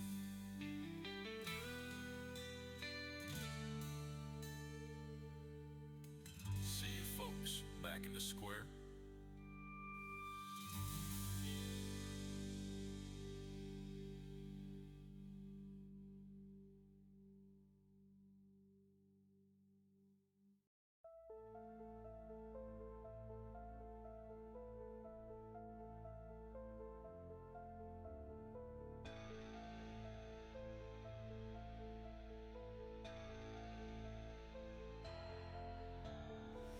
X once ruled in Kulain's hall.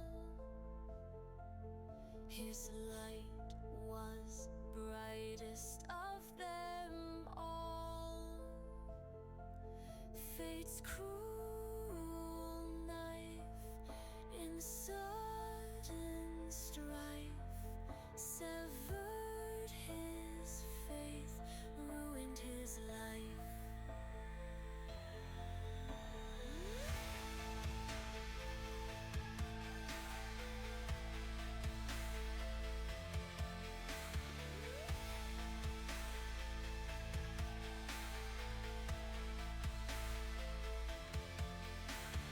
Long he wandered, heart turned stone, in endless dark his soul alone.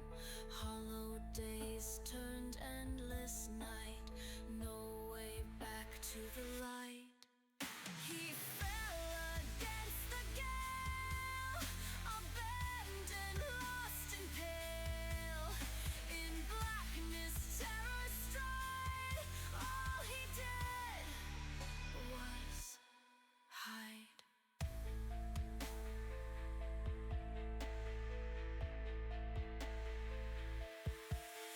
He dwelled in black and void. His life's work was destroyed. With the final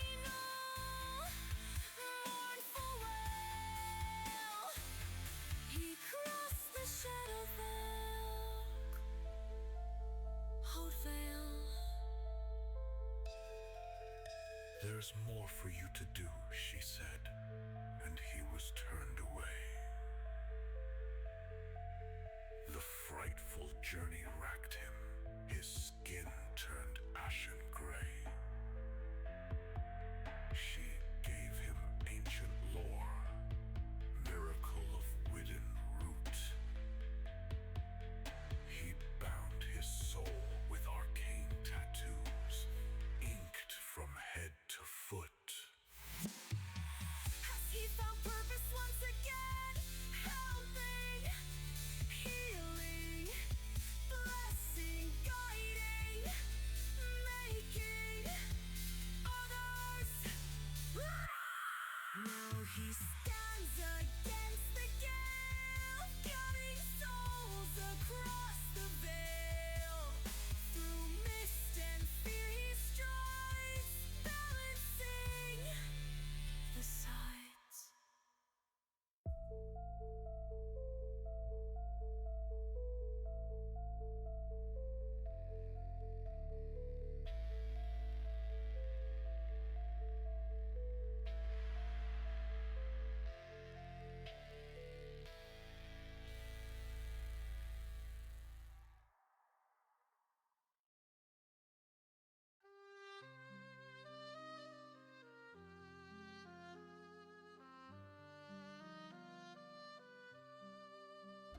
Among the alleys, cold and bleak, I learned to stand up for the meek.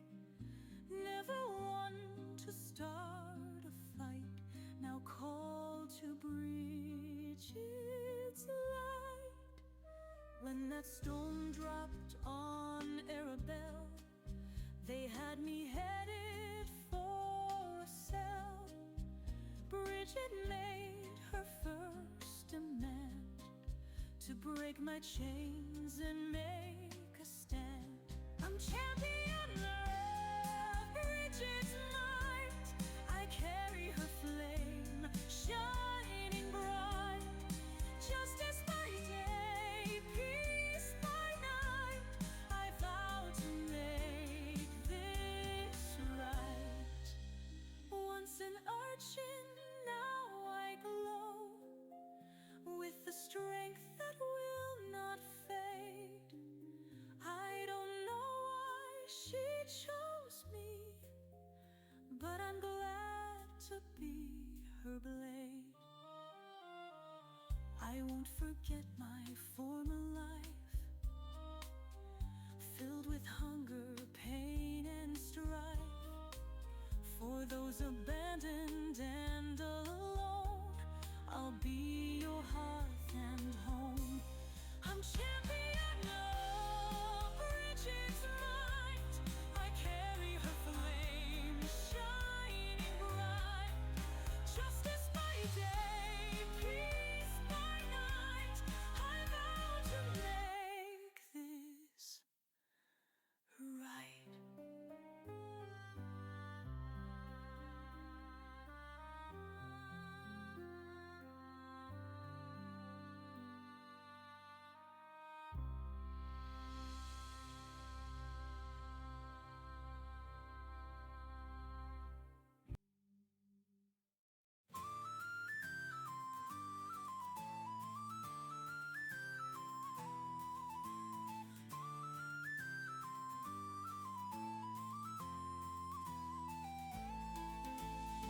He's got the mind to build a land, every creature spell and grain of sand. To Arabelle where life was grand, he brought the stone, now take a stand.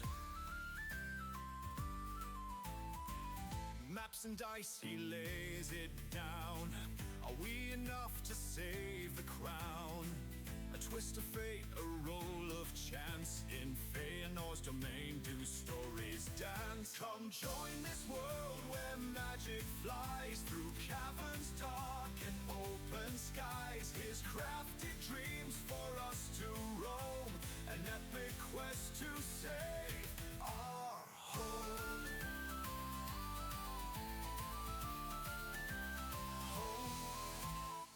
Speaks with voices old and wise. skies. Goblins roam and heroes rise.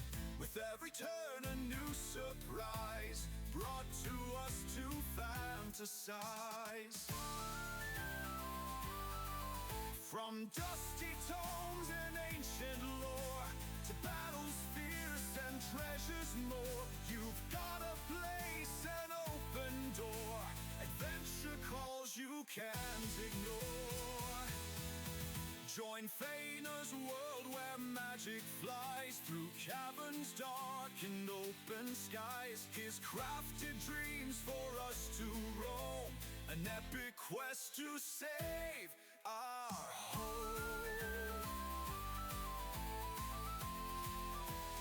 Home.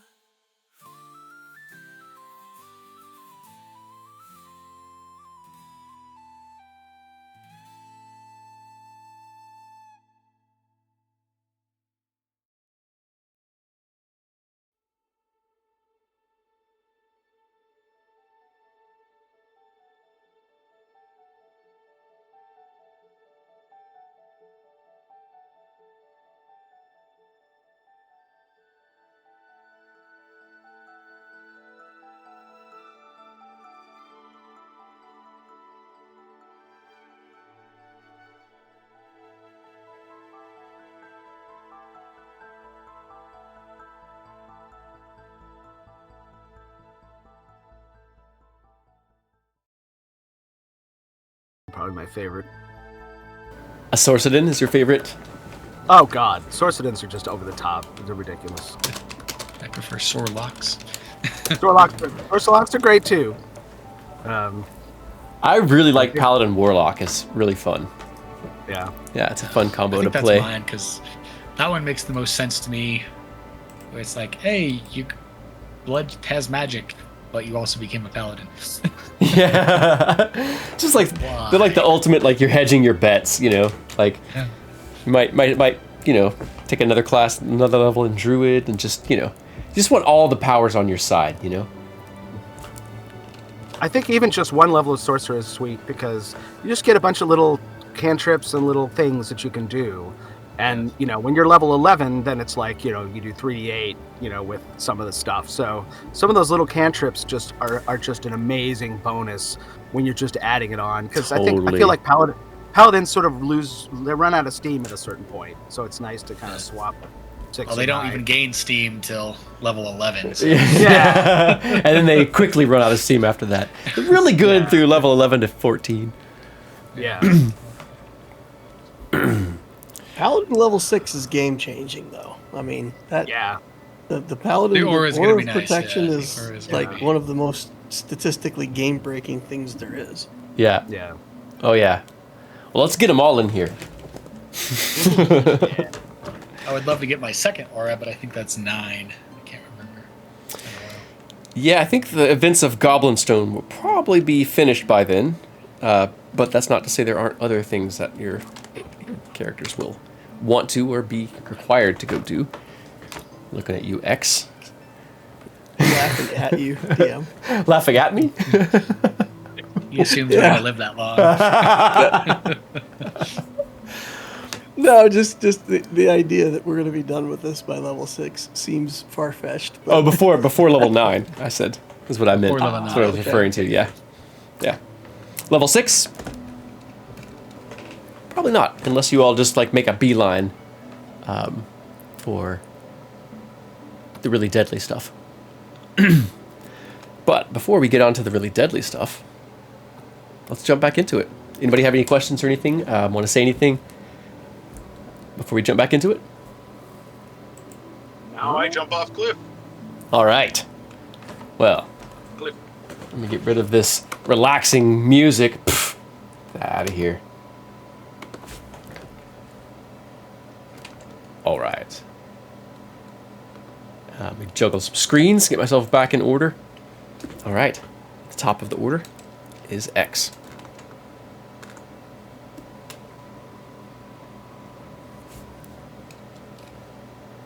All right, I think there's still one goblin standing over here, right? That's entangled. There's also a voice that we kept hearing from back here in the background somewhere. Someone commanding the bugbears. So X, kind of moved a little bit south and came forward a little bit last time. Mm-hmm. So again, with my bonus action to move if I need it, I could have up to 70 feet of movement. Could I get to this edge and like peer over the edge and see if I can see this guy? Yeah. Okay. I'm going to try to do that in a way where X is going to stay hidden-ish, Okay. if possible. Just like you're sticking his prone? nose. If you drop prone, it might make it harder for them to be able to see you. You have more cover, right? You tell me, DM, what do I have to do here? What's...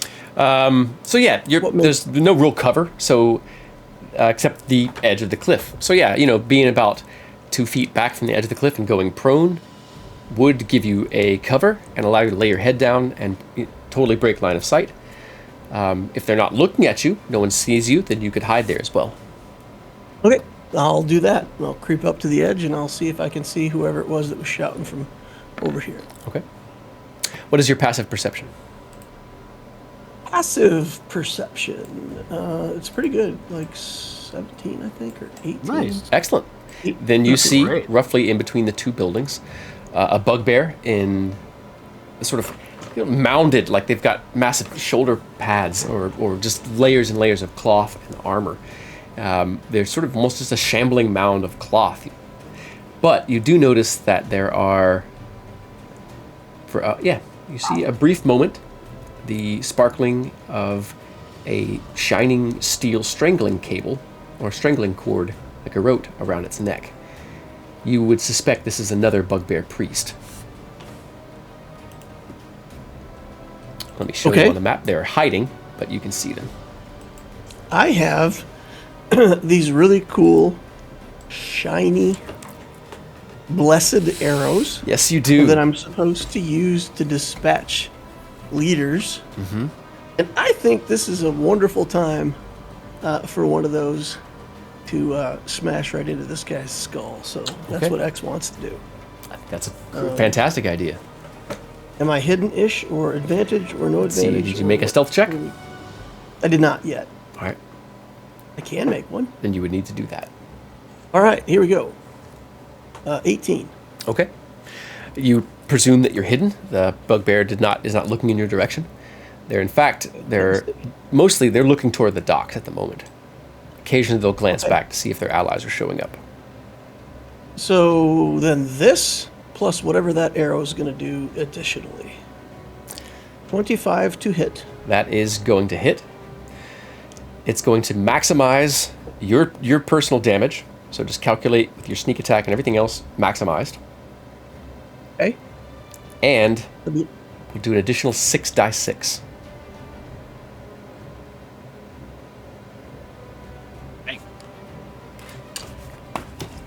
Okay. So it would be 19 plus 21, 40 damage. Amazing. Did I say 6 dice 6? I meant The arrow screams through the air, leaving a wake of silence behind it. So for a moment, you fire it and you don't hear anything. And then a split second later, you can hear the arrow screaming like a demon, some inhuman thing.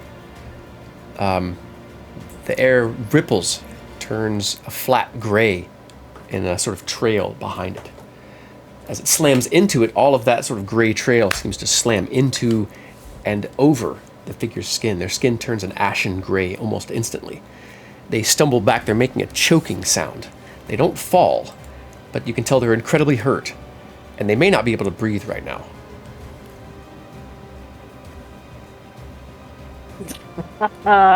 Oh, that felt good. This is going to creep back from the edge a little bit with a big old grin on his face. Okay. You can make an insight check with that. See how much of its reaction you note. 10. Okay. Aside from the fact that it's hurt, this thing's got to be a little bit at least shaken from that, but you couldn't really tell for sure. So does X say anything before the end of your turn? No. I'm just reveling in it. I don't think any of my other group members saw that happen, so it's just I'll have to take quiet comfort in the. They saw the arrow itself, magnitude of that hit. and everybody could hear the arrow screaming through the air. Then X will say, "Oh, that was nice." What in the world was that? All right. Helena screams her own scream, trying to sort of match the fury and madness of that. Let's see here. I'll shoot this one. Sorry, it's just. Oh yeah, Millie. There you go. Sorry about that. I skipped you. See, yeah. No worries. Shooting the one in the tangle. Mm-hmm.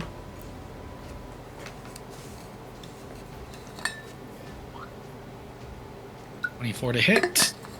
That is a hit. 6 damage.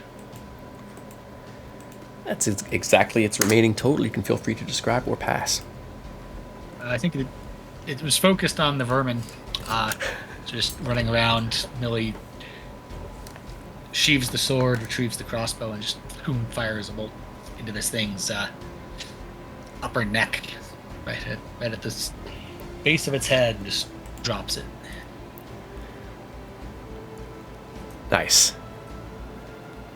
The vermin can make a screeching sound. It sounds celebratory. Too far. And that was movement, action. I have no other bonus actions that I want to use right now. That's it. Okay. Not seeing any other enemies, Helena turns to Cliff and says, "Well, should we run? Should we join the others? Or wait?" Thinking, basically saying, should I ready an action for the next thing that shows up itself, or should we join our allies? To Clifford. It's going to get cloudy. So I say you move forward and get ready to shoot at anyone who comes up that hill. Stay right behind me. We're going to go around and it's going to get foggy. Right. She kind of pops herself up to her feet pretty quick. Uses the rest of her movement, only 15 feet. Charges down the hill, and she shouts, "Helena, the rat queen comes!" We're still like 40 feet away now from Lokag or something. Yeah, 45 feet. Yeah. So she can, from here, ready an action or keep moving forward. So if that's your suggestion. Ready, yeah, ready. There's some people are going to come up that hill, so. Okay, so she'll ready an action to whatever's sort of anything that shows up, whether it gets near enough to the building that she can see it. All right. If someone messes with her rats, don't want her to mess with her verminkin. You hear the Hobgoblin commander shouts. It's a sort of a non-word, a battle command. There's a lilt at the end suggesting it's a question. You all gather that he's checking to see if anyone else is alive up top. Waiting about a beat or two, the Hobgoblins both run out into view, triggering Helena's ready to action. Nice. Does she have any little magic she can do with her attacks? Does she have ensnaring or anything cool? Let's see here. Let's check her spell. She's got Hunter's Mark. Yeah. Probably worth doing. She does have Hail of Thorns as well. Maybe not as useful with just 2, but Well, actually, she'd get them before they got, as soon as they were in view, as soon as they passed the purple line, right? Right. So then it would get a group. It would get all 4 of them. Might be worth doing. Right? It would get the 4 in that area if that was the center. That might be cool if she has that. What do we think, team? Use one of her Save spells. spells for heals at this point, I would say. You think? All right. Yeah, for tactical advantage, I don't think the damage is enough to justify wasting a spell slot at this point. All right. Well, then just maybe the Hunter's Mark to do a little extra damage. Well, she can't because she readied her action, so she'll have to do that next round. Oh, you can't do Yeah, right. Yeah, because you can't do a bonus with it. Right, yeah. Oh, well. Still. So she will do 6 to one of these. Ha! She shouts. Nice.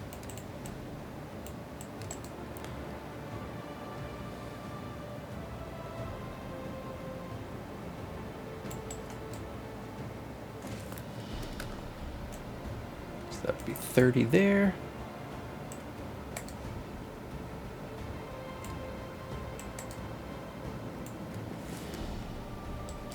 Next in the order is Lokag. Oh, hold on. I've got 2 hobgoblins who also pop out.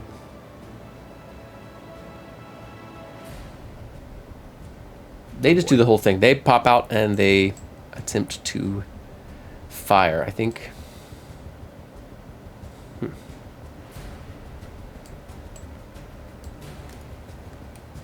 Checking my ranges.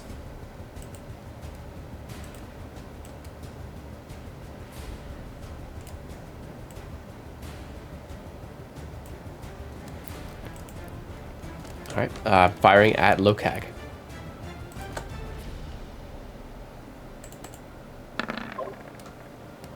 A 17 and a 16 to hit. Both hit. Ow. No enemies close enough, so a total of 10. So 5 for you, right? Still raging. All right.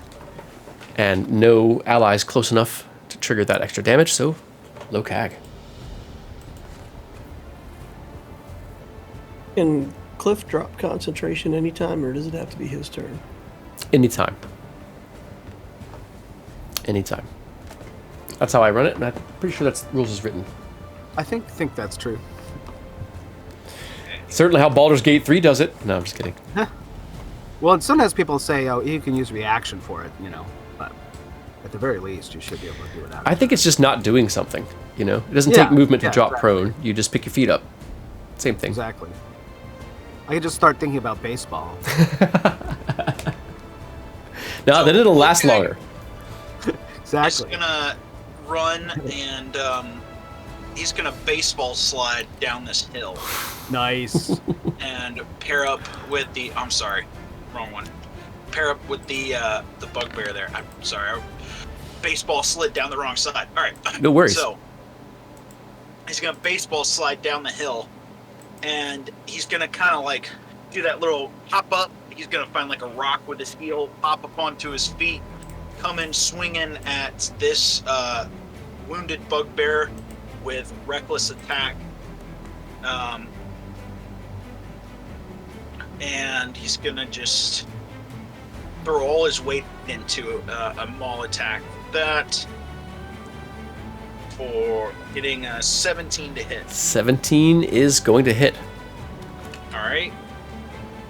And we're gonna do 12 damage. Oof. You can feel free to describe or pass as you dispatch the bugbear.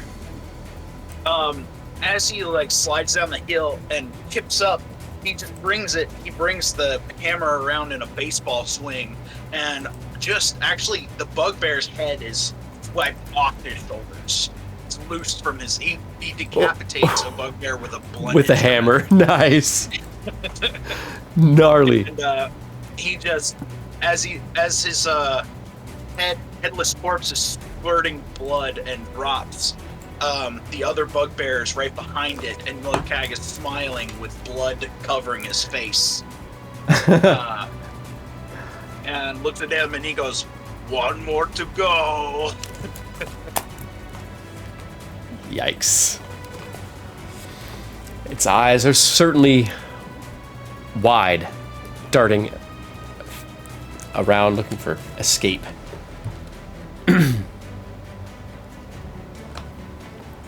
Oh, and I'll use my last little bit of movement to just step over the corpse of his friend and close distance with him. Okay.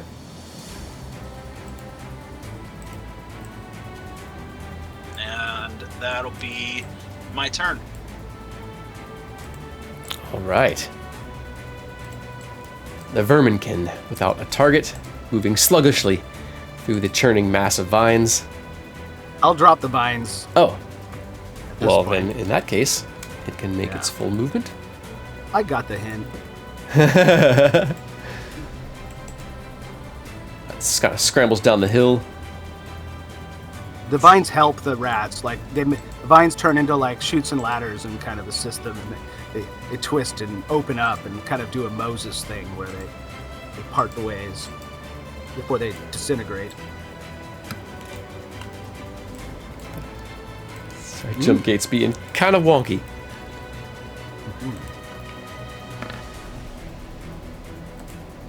Ooh, another miss from the ratlings. And next in the order is Clifford. All right.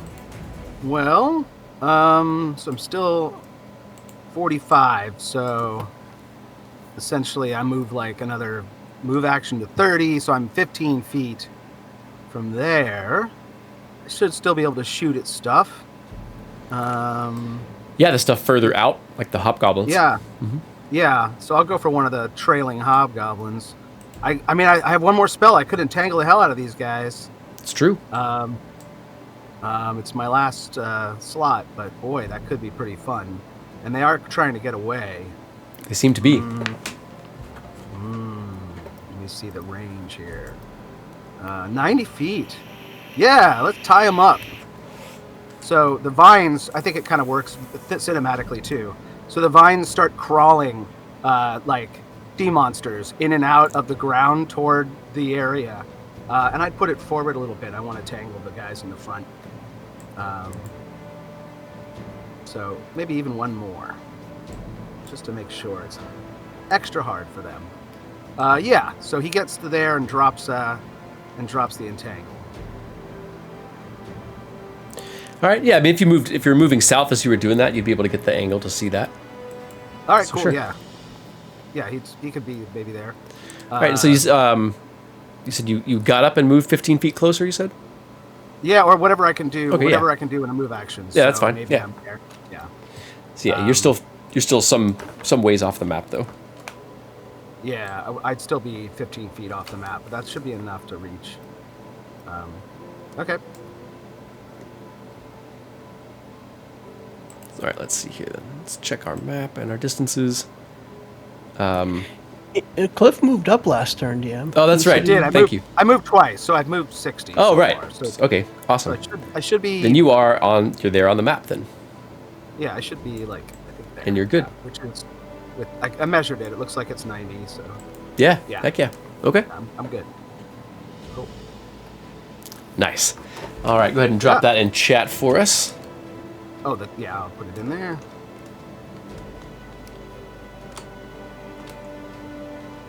Cast. Bum. Oh, no, yeah, they have. This token save. Couple of veteran dex checks. Oh, one of them. All right. Very well. Making a roll behind the scenes, and I'm going to use my advantage to re-roll it. Letting you all know, full disclosure. Let's see here. All right. And the cleric. That's the one I'm rolling secretly. Hardgreave that's- wants another arrow. Yes, he does. It looks like the Drops priest. down on his knees, and he's like, "Please, X, send another." It looks like the priest and one of the veterans are both trapped by your entangling vines. The vines swirl and form a bullseye over each of them. In this crazy swirl. Awesome.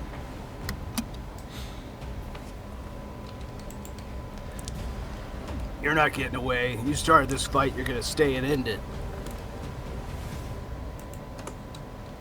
Next in the order, the bugbear nearest Lokag.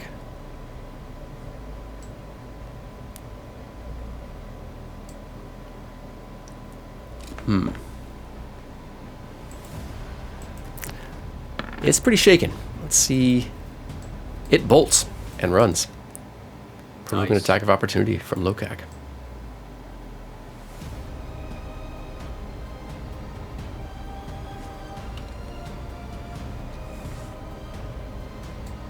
So let's see that attack roll. Awesome. And my reckless is still active, right? Yep, Okay. All right, 23 to hit that's a hit. for 12 damage. Nice. Do you have the weapon proficiency with that? With Maul? Oh yeah, I do. So he would need to make. I should use this more often. Or think about it. Well, we're getting used to it. You know, we're still getting used to the. You kill everything you hit with it. It's Listen, relevant. I guess technically they are all going prone. I don't know. One way or another. It is. I'm trying to remember what the save throw is, and I'm looking for it in my sheet. It should be proficiency plus your strength bonus. So, is your strength 18 or 17 18. right now? So it's a 4 plus 2. So it's 8, 2, 4. So 14. yeah. Okay. What is the save? I'm pulling that up real quick. I think. The save should be a DC 14. Is it strength? Is it dex? Is it Strength or constitution? con? Because it's not coming up for me when I pull it up. I'll get to it here in a second. I'll Okay. pull it up. We're just going to do a strength save for now and move on. 13. It's not going to save. Con, Okay. It's, but yeah. So it would be, yeah. It's going to fail, in other words. so it's knocked prone. It is knocked prone. Where do you think you're going, little bear? Let's see I'll here. squash you like bug. It's knocked prone, but that doesn't end its turn. Oh, that's true. It can still spend half its movement and stand up and run away from you again. It's going to get 40, only going to get 45 feet.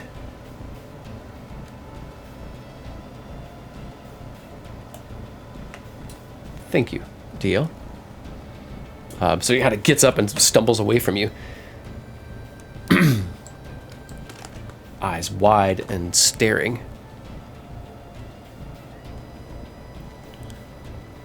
And let's see.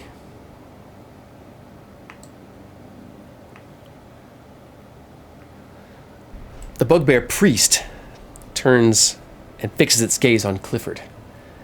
It gestures with its massive mace and one other hand. It does sort of grabbing motion and like it's flinging you off into space. And when it does that, you feel your body gripped. Make a charisma saving throw. Charisma. Ha! Let's see. I gotta use the other sheet. Charisma is never good for Clef. Big 6. Okay, that's definitely going to fail. If you have your inspiration to use, I don't think I've used it yet. or if No, yeah. I haven't. I almost used it and I didn't. Do I bother? Yeah, I'll go for it. Why not? Okay, My -1. Maybe I got a chance. 14? give me just a moment. Let me double check. This system is a bit different. Again, give me just a moment. Okay, I have to dig actually into the character sheet because it's not showing me.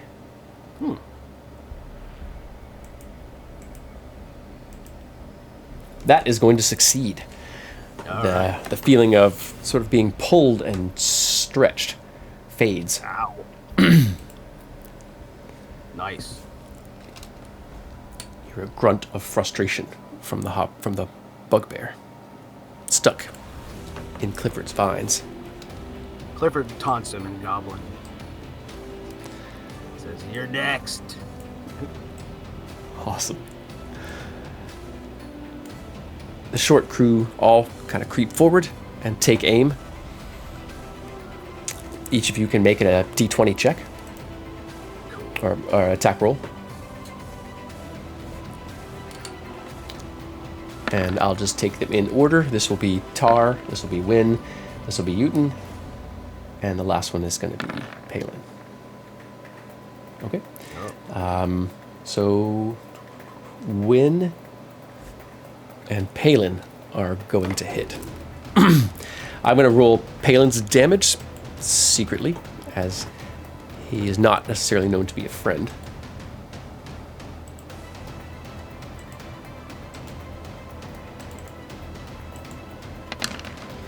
And then for Win, a D6 and a D8.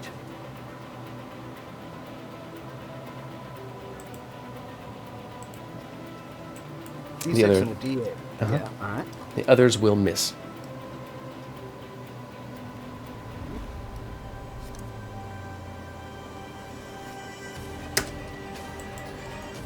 So 7.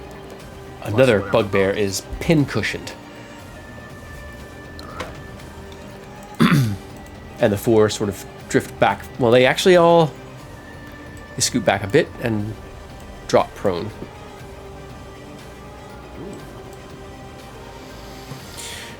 You all hear a ragged cheer, a ragged shouting from one of the enemy groups that's just to the east of you, across the other side of this large building. You can hear their gear rattle as they surge forward. But based on their position, you all still can't see them. But you hear cries of the defenders. Rally, ready for the charge. Other shouts saying, take cover. But one sort of high, very clear woman's voice ringing out over them, a voice that seems like it's used to giving orders and being followed, tells them steady and fire as they come. Clifford, you can kind of see maybe about half of the, well, from what you can see, 6 people on the ship down the alley. Only 3 of them stand up and fire. The other 3 cower behind the gunwales. You see one of these sit on the ship, yeah, and you see one of these people fall. So far that's 3 people you all have seen fall on the ship itself, and you all could tell when you were looking down from above that there were several on the ship that were wounded. So you can see the boat now. Anyone with a red pip is one of the wounded townsfolk.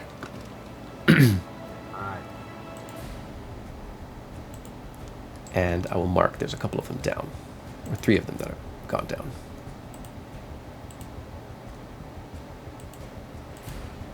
They're doing pretty good, for the most part. It seems like they've been at this for over a day, fighting off waves of enemies. Every time the breeze comes off the river, there's a stench as well of dead goblins.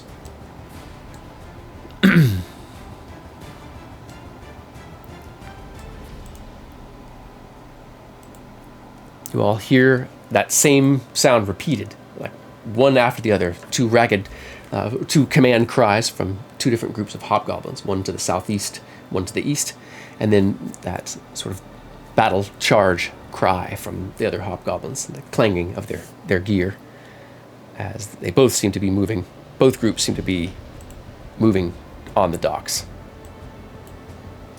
Which means a couple of things, the most important of which is that you would guess that means they're not aware of you yet. But back to the top of the order is X.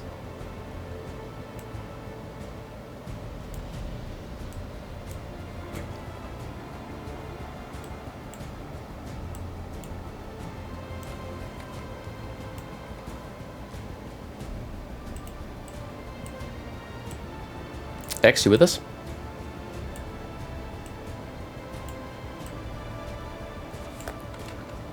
Let's see here. Did we lose him? What the heck is going on? Oh, for some reason Discord just shut on me. Okay, I think I'm back. Can you all hear me? No, not in yet. Ellie is. All right. Ellie has a bunch of bolts Hey, in there her. he is. Discord just did something. it just quit on me. That's never happened Yeah. before. It was very animated for what it was worth. It looked Yeah, very indeed. descriptive. Oh, it was, and you all missed it. No, We got to the point where the red pips were injured townsfolk, and then you kind of cut out after that. okay, yeah. So on the ship, the red pips are injured. Some of them have X's indicating that they've gone down. Directly east of you, I'll go ahead and ping and then readjust on stream. From here and here, you all heard battle commands from hobgoblin throats, and you all could hear a cheer and cry of the hobgoblins as they surge forward toward the docks.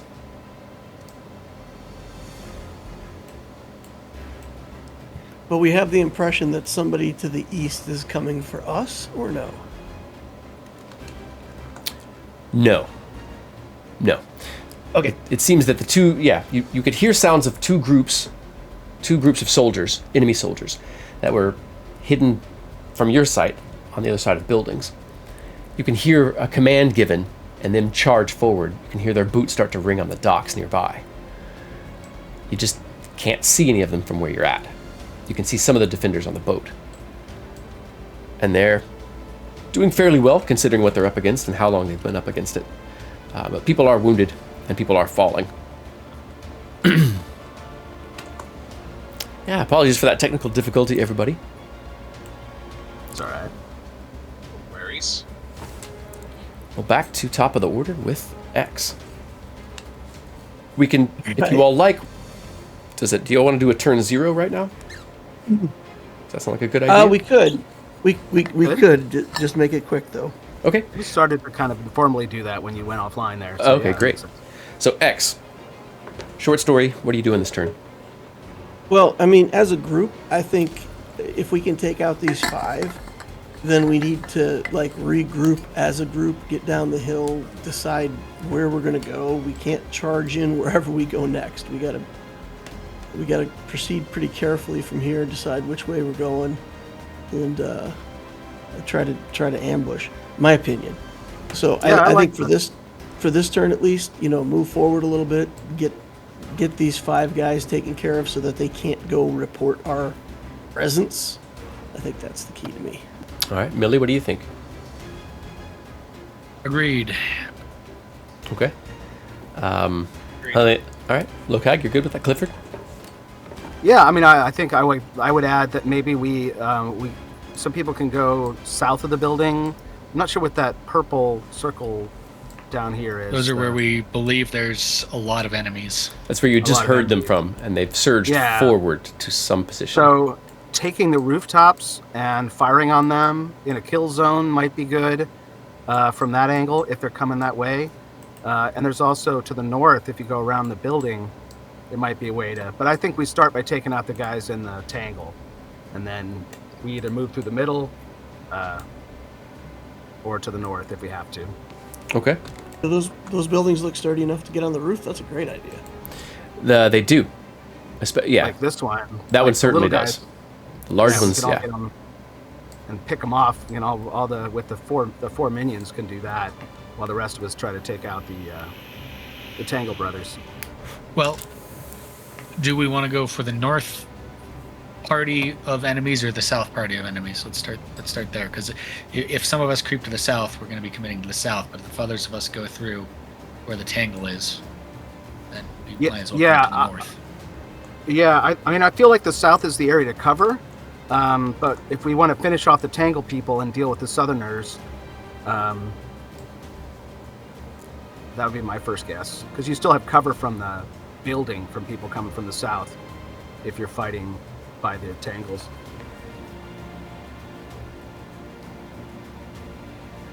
So we'll see what happens. All right. Well, then, if we're all ready, next in the order is X. Okay. X is going to do a repeat of last turn. Super glowy arrow comes out, slides into Nice. slides over my manticore tattoo. I'm going to creep up to the edge here and get that priest again. And then I see that he's already entangled, and that's Yeah. even That even brings a bigger smile to X's face. And there's a big wooden target on his chest made from vines. All right, so X is going to send this enchanted bolt. Let's see if we can hit him again. All right. That's looking good. 24 to hit. Ooh, nice. 24 is definitely going to hit. Same deal as last time, I assume. Mm-hmm. Wow. Let's see. Hold on, wait. Let me look at something real quick. Yeah, it's going to maximize those die. Yeah, it still is on this one. Going to do the 6d6 as well. Super low rolls, though. But let's see. 10, 6, 19, and 13. 32 damage. You can feel free to describe or pass as you dispatch the priest. So X is like super focused. He's like whispering a little prayer to Matcha. You know, this is balancing the scales. He believes that this is one of the bosses. I don't know if it is or not, but he believes that this is another one of the bosses that we are fated to take out. So he's just like focused on it. His tattoo just roils up, sends that crossbow bolt flying, and he is very satisfied that we've reduced their number by another 1. So he's going to shout to the rest of the group that we got the priest. As the arrow Priest hits, is down. it loses all color, even its clothing, its weapons. And now the bugbear is just shades of gray as it slumps to the ground. Let's see here. In your heart, you hear the voice of your goddess. I see you don't need the arrows. I have seen you did not need the arrows to kill their leaders. But still, you see their power.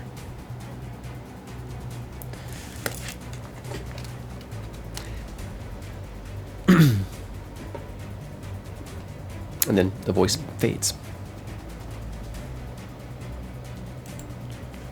Next in the order is Millie. The ground no longer churning with vines, but just littered with the dead. All right.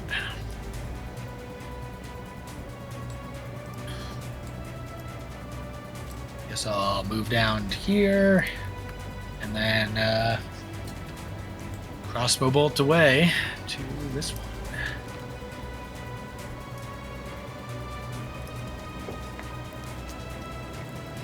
I say to this 24 one, to hit. Yep, top. 24 is going to hit. 5 damage, and it is slowed by 10 feet. Nice. That is me. All right. Helena continues charging down the hill.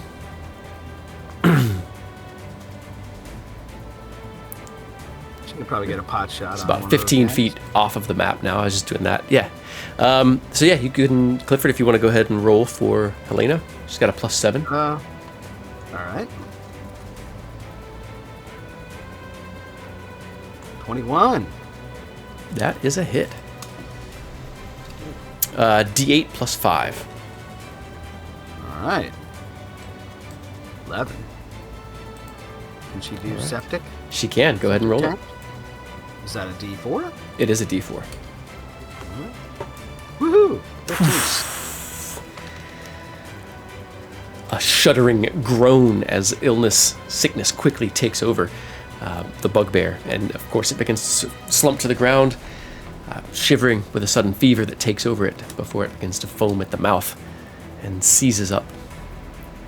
And then in a Nice moment shoot. lying still. And she can keep moving now and get next to me as well. She hasn't moved as much as you, right? So she's still 15 feet off the map, I think. I think, yeah, she just hasn't taken, so she'd be 15 in, I think. Right. So with her movement, I think she gets to there. I'm pretty sure. Okay, cool. All right. Let's see go. here. A couple of veterans. And let's see. X, you had gone. Were you prone? I was prone and I'm back from the edge just slightly. Okay, so can they see you to fire at you or no? I'm like 10 feet back from the edge and prone, so Oh, you're tell prone. me. You are prone, so they can't see you. Okay. Yeah. I've been Um, creeping up to the edge and shooting and then going back. I'm not prone though. if No, you you're wanna shoot not, at and you're the Claire. nearest one. They can't move yet. Let's I'm see. laughing at them in Goblin. I assume I have cover. Let's see. Oh, I mean, you're from the corner of the wall, yeah. One of them can move, but is unlikely to move in y'all's direction. One fires up toward Clifford with disadvantage. All right. A 5 is going to miss. I'm thinking. Thinking, yeah.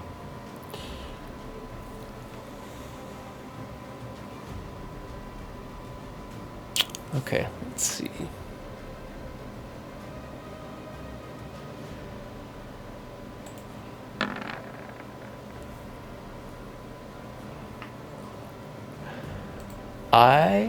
Okay, so the one that is not entangled attempts to grab the one who is entangled. Try to wrench him free. Ah. Taking his action to do so. Did not beat your DC. I'm going to use the player inspiration, the one player inspiration I have, to re-roll that. Hey. Milking all Again, your inspiration. is not going to succeed. Nice. In which case, so it fails to move or move the ally, and instead just darts. Well, I can, yeah, just steps over the fallen bugbear, and slips around the corner to the south. The other can't do much.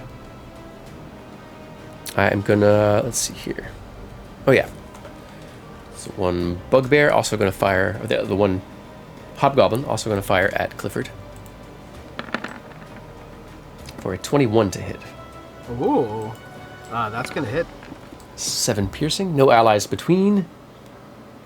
And that was within range. That was in his range. 75 feet. Yeah. 7 piercing? 7 piercing. Ow. First blood. Just a scratch. 15. I get cuts like that shaven.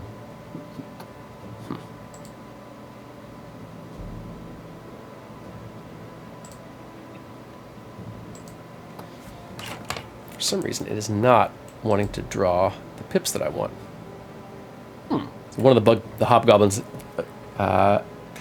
decides to avoid the entanglement, and that'd be smarter for him. No, he'll go in and be slowed down.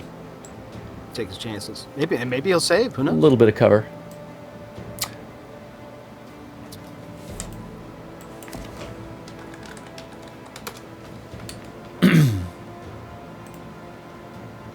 Yeah, we'll see.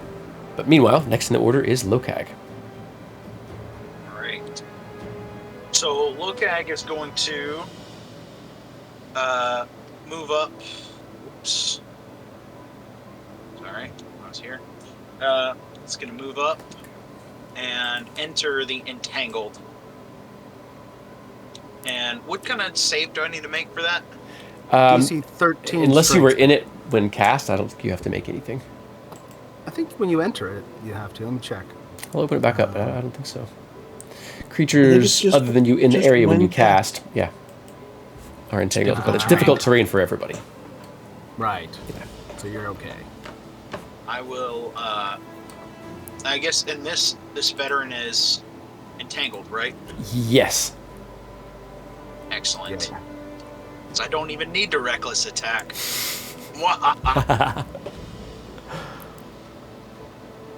13 to hit. So sad. 13's gonna miss, unfortunately. It is. That'll do it for Lokag's turn. All right. The verminkin, without really anywhere to attack. I suppose it would just dash and move toward this building. It's not going to get any closer to anything. That's a good call. So next in the order is Clifford. All right. Well, let's see. So now I'm actually where I am. So let's see, another 30 feet will get me to the edge.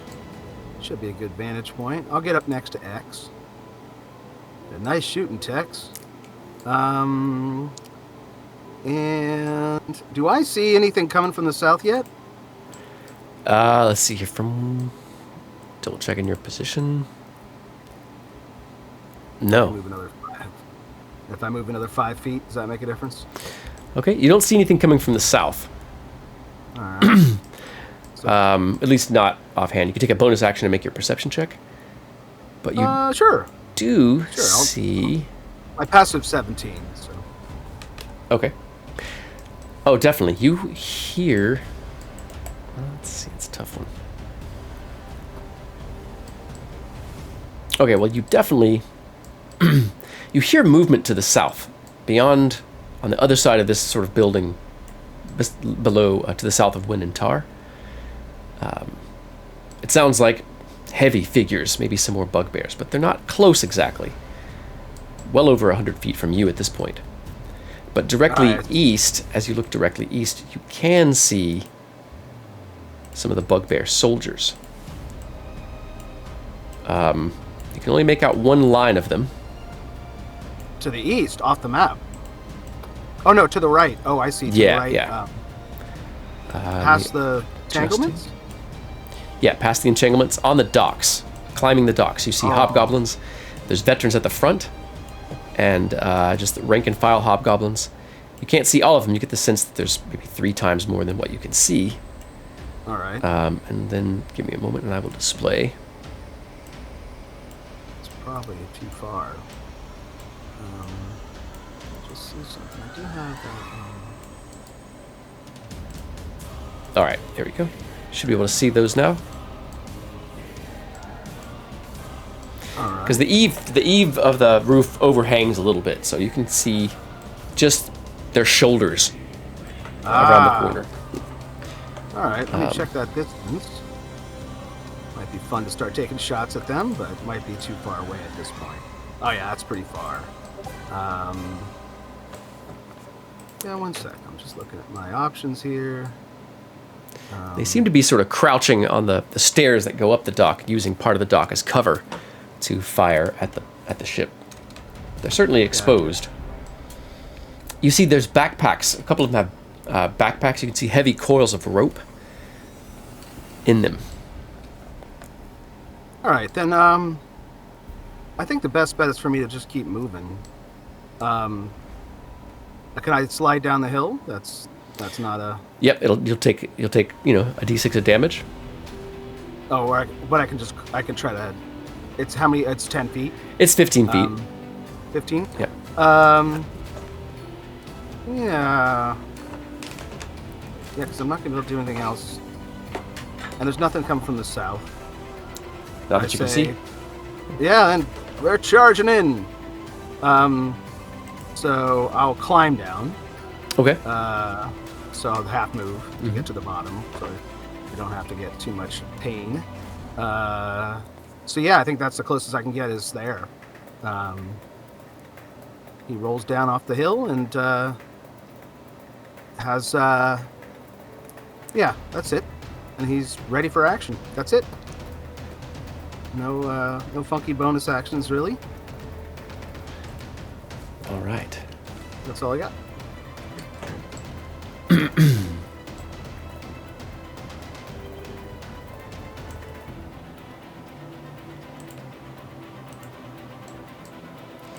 Hey, these turns are going faster now that there's not 27 enemies. Yeah. Right? Yeah. Yeah. So Clifford and Lokag, you can hear a goblinoid voices from around the corner. It's low, you can't really hear what's being said, but you know that the veteran that rounded the corner is talking to someone. And Lokag, you're close enough to hear movement just out of sight. Okay. He'll let the party know there's people just around the corner over here. Okay.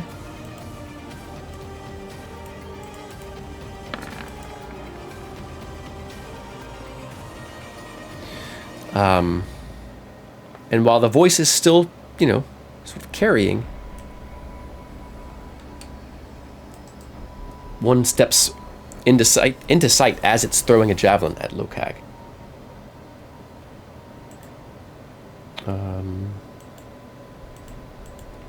Still getting used to this jump gate, gang.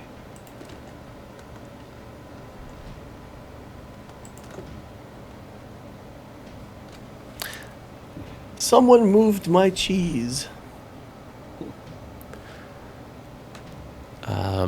This one beat your passive perception, so this How attack dare they? is going to be with advantage on Lokag. Good thing, because that 6 is not going to do anything. A 16 to hit Lokag.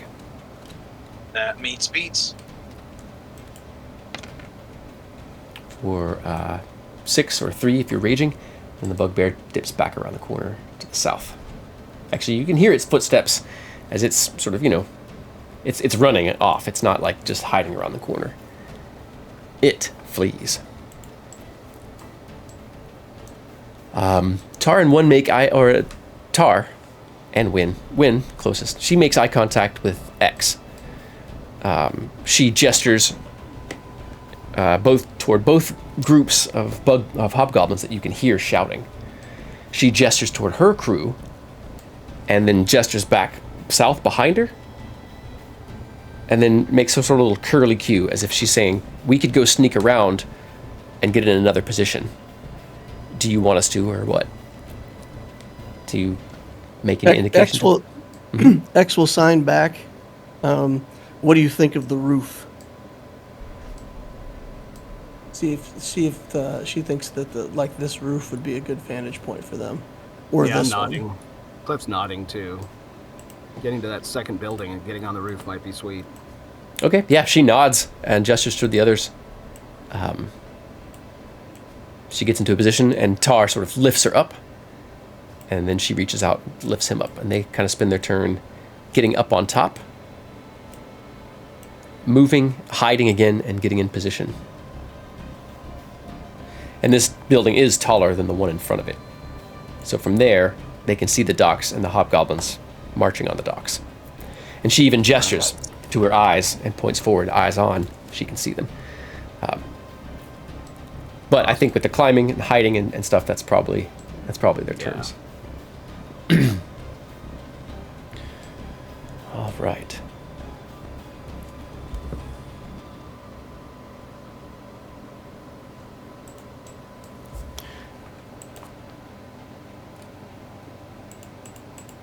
You all continue to hear the thumping of heavy crossbows, the twang of bowstrings, ragged cries from both the hobgoblins and the defenders on the ship.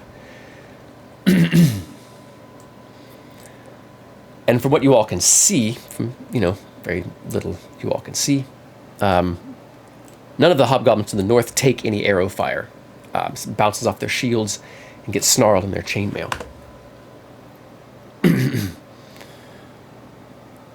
But you do hear gasped and pained cries from 2 voices on the boat.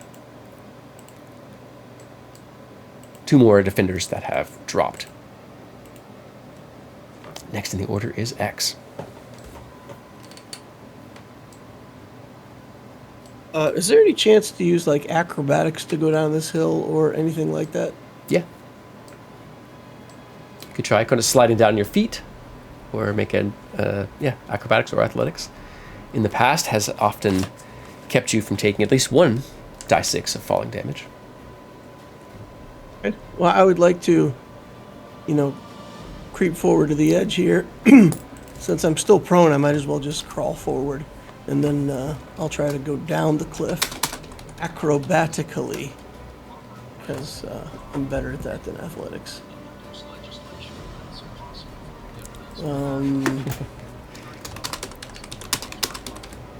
Millie's over so here that's- in chat suggesting that you just need a sledge shield. I'm thinking X might be a little bit old to go all Legolas on the situation.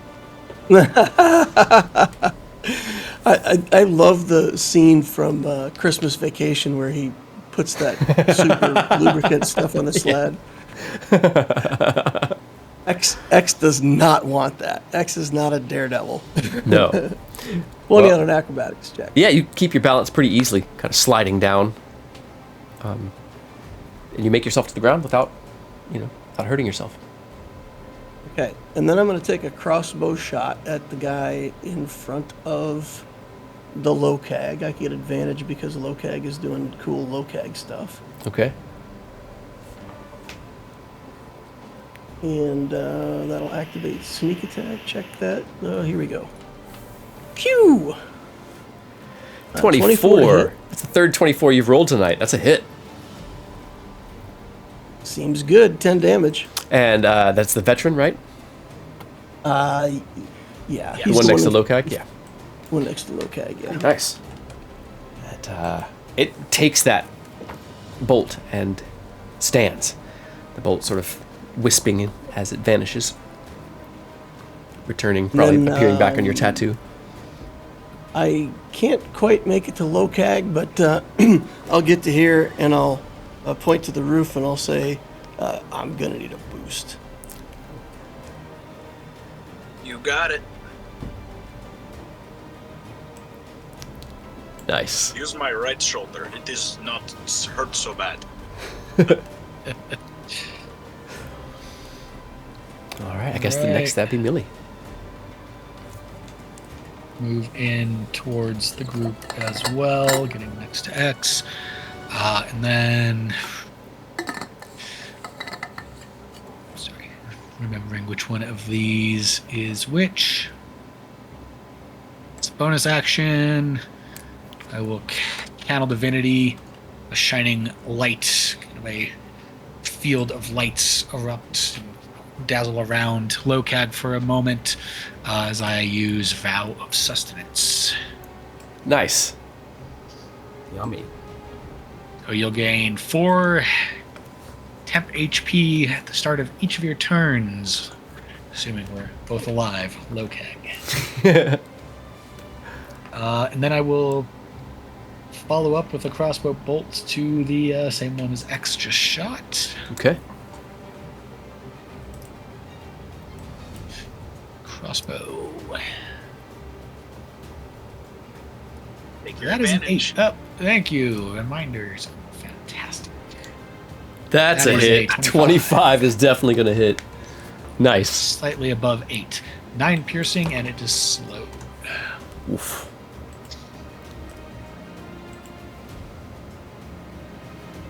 Slowed and entangled. Fantastic. It's going nowhere fast. All right, that is all of my stuff. Nice. All right. Helena continues charging down the hill. Can get to about here because she starts moving more south. Try to get a line on one of the enemies.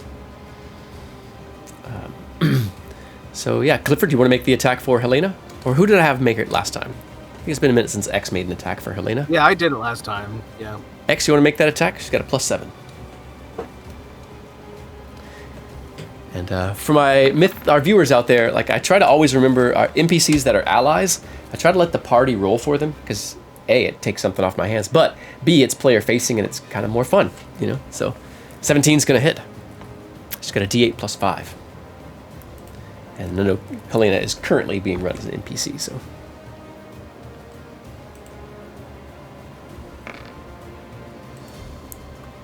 Nine.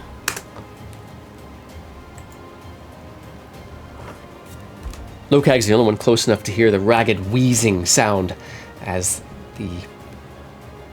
as air is expelled around the arrowhead from a punctured lung.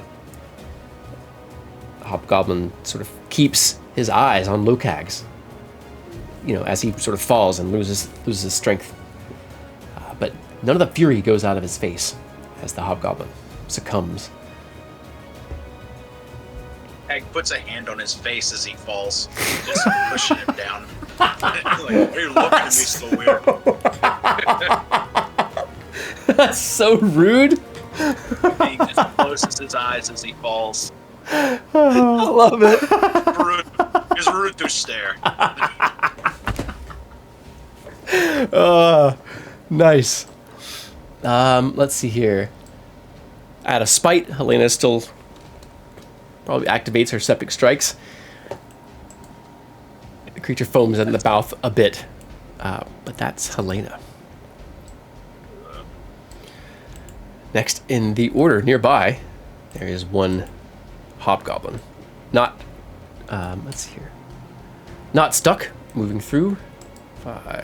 10, 20, 30 to there, and then dashes.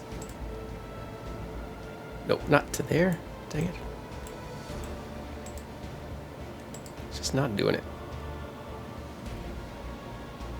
On my screen, that hobgoblin's a yo-yo right now. He's just going back and forth. One of them pops out, the other veteran pops out and fires its crossbow. Actually, it does not. Instead, what you all see is a small bottle of some sort, a flaming rag on the end of it.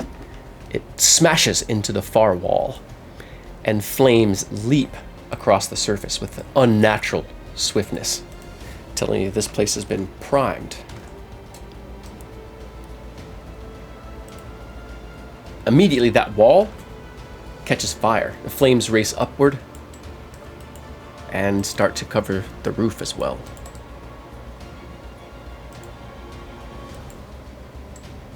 Oh. As that happens, the entangle starts to burn away and dissipate. Yeah, Oh, Jesus, that's a lot of fire. this doesn't Wow. doesn't quite get that The big all roof. of a sudden. The roof is Wow. on fire. Come on, everybody, like that. I think you can cuss. It's fine. I was trying to think of like an oldie-timey version of that part. And some of the wind coming off the river blows some of the flames, and they begin to catch on the roof to the south.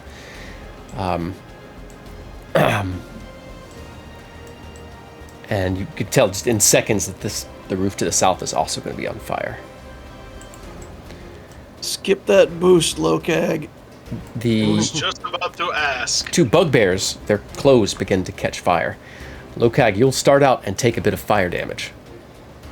Right.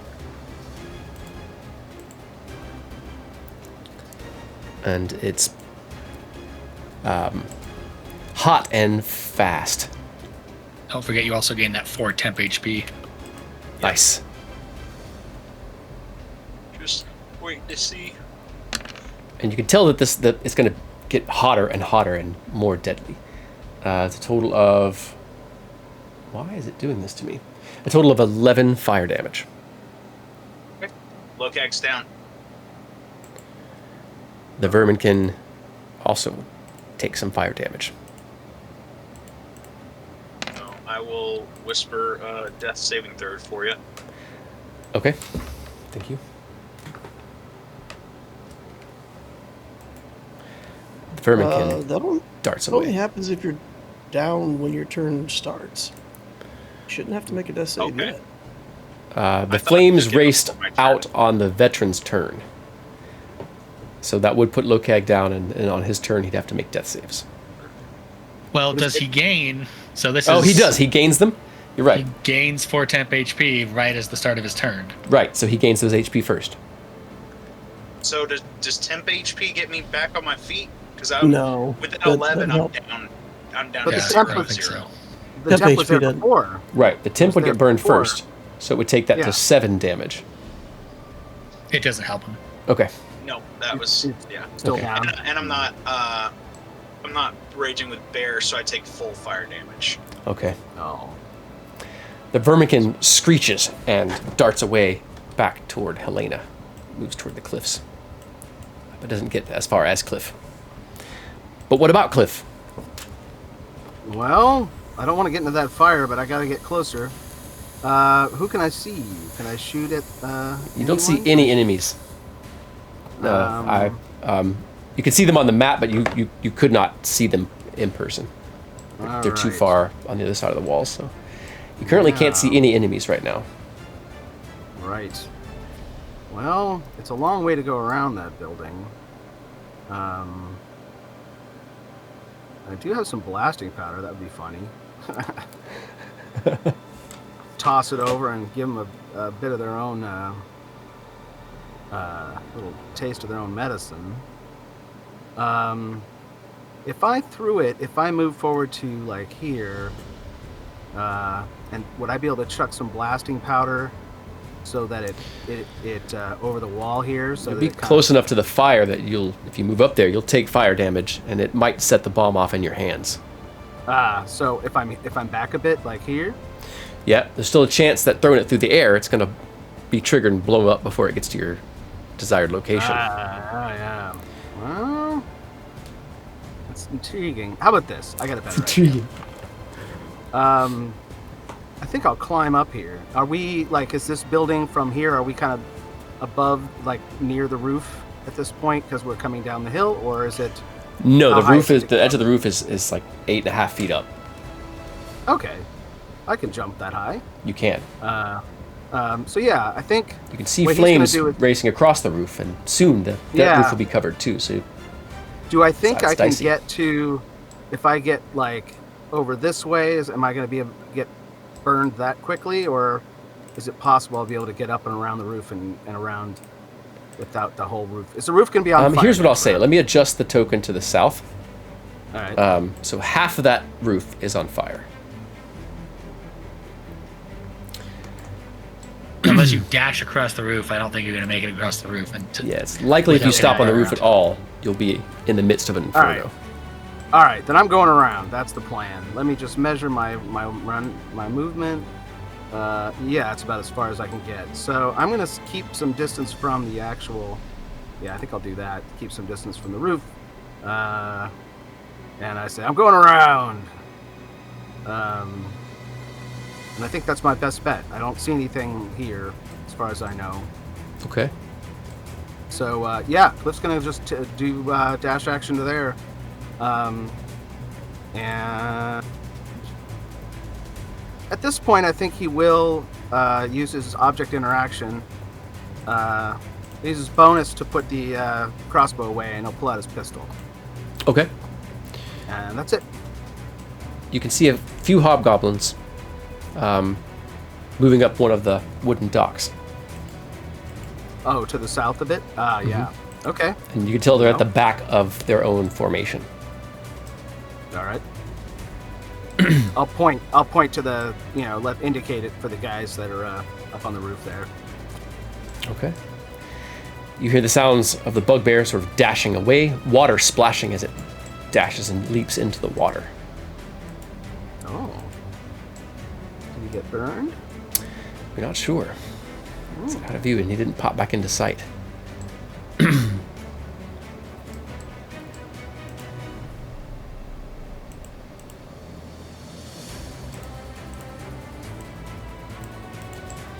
And from here, Tar and Win gesture for their other allies to begin laying out some fire down below on the southern contingent. Yeah, roll them up. Nice. All right. Tar's gonna miss. Win's gonna hit. Oh, nice. All right. So X and Millie, go ahead and roll their damage. So D8 plus and a D6 plus 3. Millie, obviously that's a crit. They're all hiding too. So you, Clifford, X, and Locad, go ahead and re-roll in case you get a crit, and in case Clifford, that attack hits. All right. So still gonna miss, but no worries there. Okay, still gonna miss there. So let's see.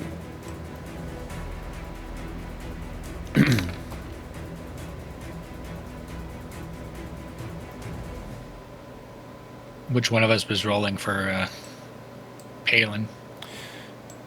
Let's see here. I think the last roll. Yeah, I usually have him go last. So that would be you, Millie. Yeah, that would have been me. All right. In which case,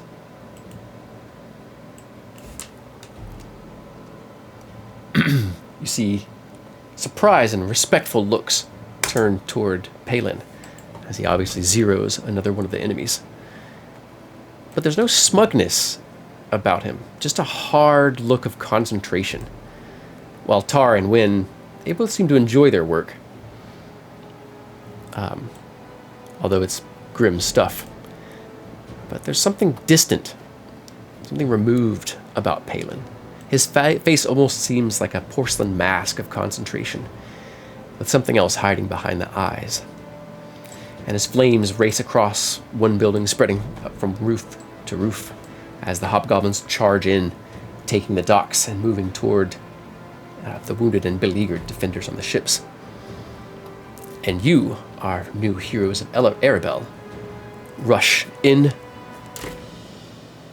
and someone soon, hopefully, to rush toward Lokag's aid, his clothes beginning to catch fire. We'll have to find out what happens next session on Goblin Stone, session 30, next session. So Very exciting. Heck yeah. So let's take a pause, take a breath. Whew. And how was tonight? How did you guys do? Did you have fun? This was a fun session to me. I like running.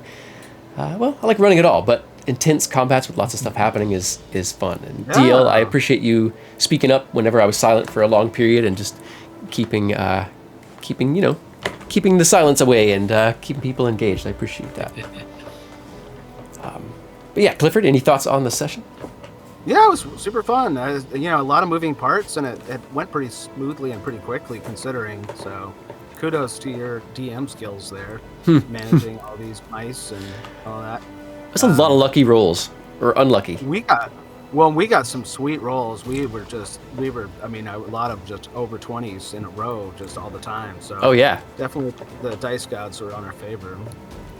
I think the die rolls matched an awesome scene of some heroes rolling in against some terrible odds to save the city, still to save the people here, get the food and supplies back, and maybe get some sort of useful NPCs out of this. Yeah. Heck yeah. Well, Big Bri, how about you? Any thoughts for you on the session? And Lokag went down there at the end after doing a lot of damage. Yeah, I enjoyed it. So Lokag is being Lokag up front, and taking a bunch of hits, and I mean, the health potions are scarce and far and few between, and I forgot one. It's one of those things where it's like, this is a deadly game. So, is this the end of Lokag? We don't know. We'll have to figure it out. Mm-hmm. So, not a lot of heals to go around, and we'll see if he stabilizes or not. Yeah. I'm sure we got some cheese. Yeah. Probably so. He's got a good cheese in his pocket, but, we're only about maybe halfway through the encounter, so he's going to be running the rest of the encounter with a single hit point. So it's going to be tough. For sure. 1 hit point's all it takes to throw javelins. Yep. Well, and there's a boss body on the ground. Get some javelins off the bodies, yeah. Oh, that's not a boss. 100%. That's not a boss. Whatever. The cleric loses might have its tank, so we'll have to see and adjust. It'll be interesting, I think. Yeah. I'm excited to see what you all pull out next session. Yeah. Hopefully, firstly, might have some loot too, like healing potions and shit. Being a cleric, I don't know. Yeah, if you can get to those bodies, there were a couple of veterans. They seem to be leaders, and obviously this priest, they stand to have something on them. But Millie, as she steps up, just as she looks down to reload after firing, you see a potion has fallen out of the pouch of one of the hobgoblins. Nice. And into Lokag's mouth. Well, someone's gonna have to spend some action economy for that, but almost. I guess I'll have to throw it to X, because if I get next to that fire, I am also dead. Fair. The rat? Can the rats X is planning to drag Lokag out of there next turn. So I figured. I'm very excited to watch Millie pick up the potion on her turn and just drink it for herself. And then just give It's okay, one you're point of getting lay on good. hands. Yeah, that's all I have left. 1 point of lay on hands. I heard that you saved one. I was like, 19, huh? Clever girl. Point left. Nice. So when X goes down, and then we have no clerics. What about you, Jay Finks? Any thoughts for you on the session? Yeah, I enjoyed it. It's definitely interesting when kind of delve it down to fighting mass creatures, and I always forget that bugbears are typically weaker, not heavily armored. Yeah. They Easier always to come out hit. in mass, and I'm always like, what in the world are these things doing? But they're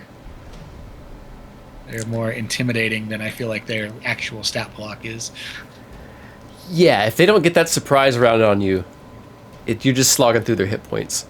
Because they do have some beefy HP a lot of time, but not the best to hit roll. And as I play them the way I envision them, they are, you all took out several, and that quickly broke their very thin will to fight. They want to bamboozle, they want to garrote, they want to javelin from a distance. You came in behind in the flank, they got orders to deal with you. Clearly they didn't want to be there.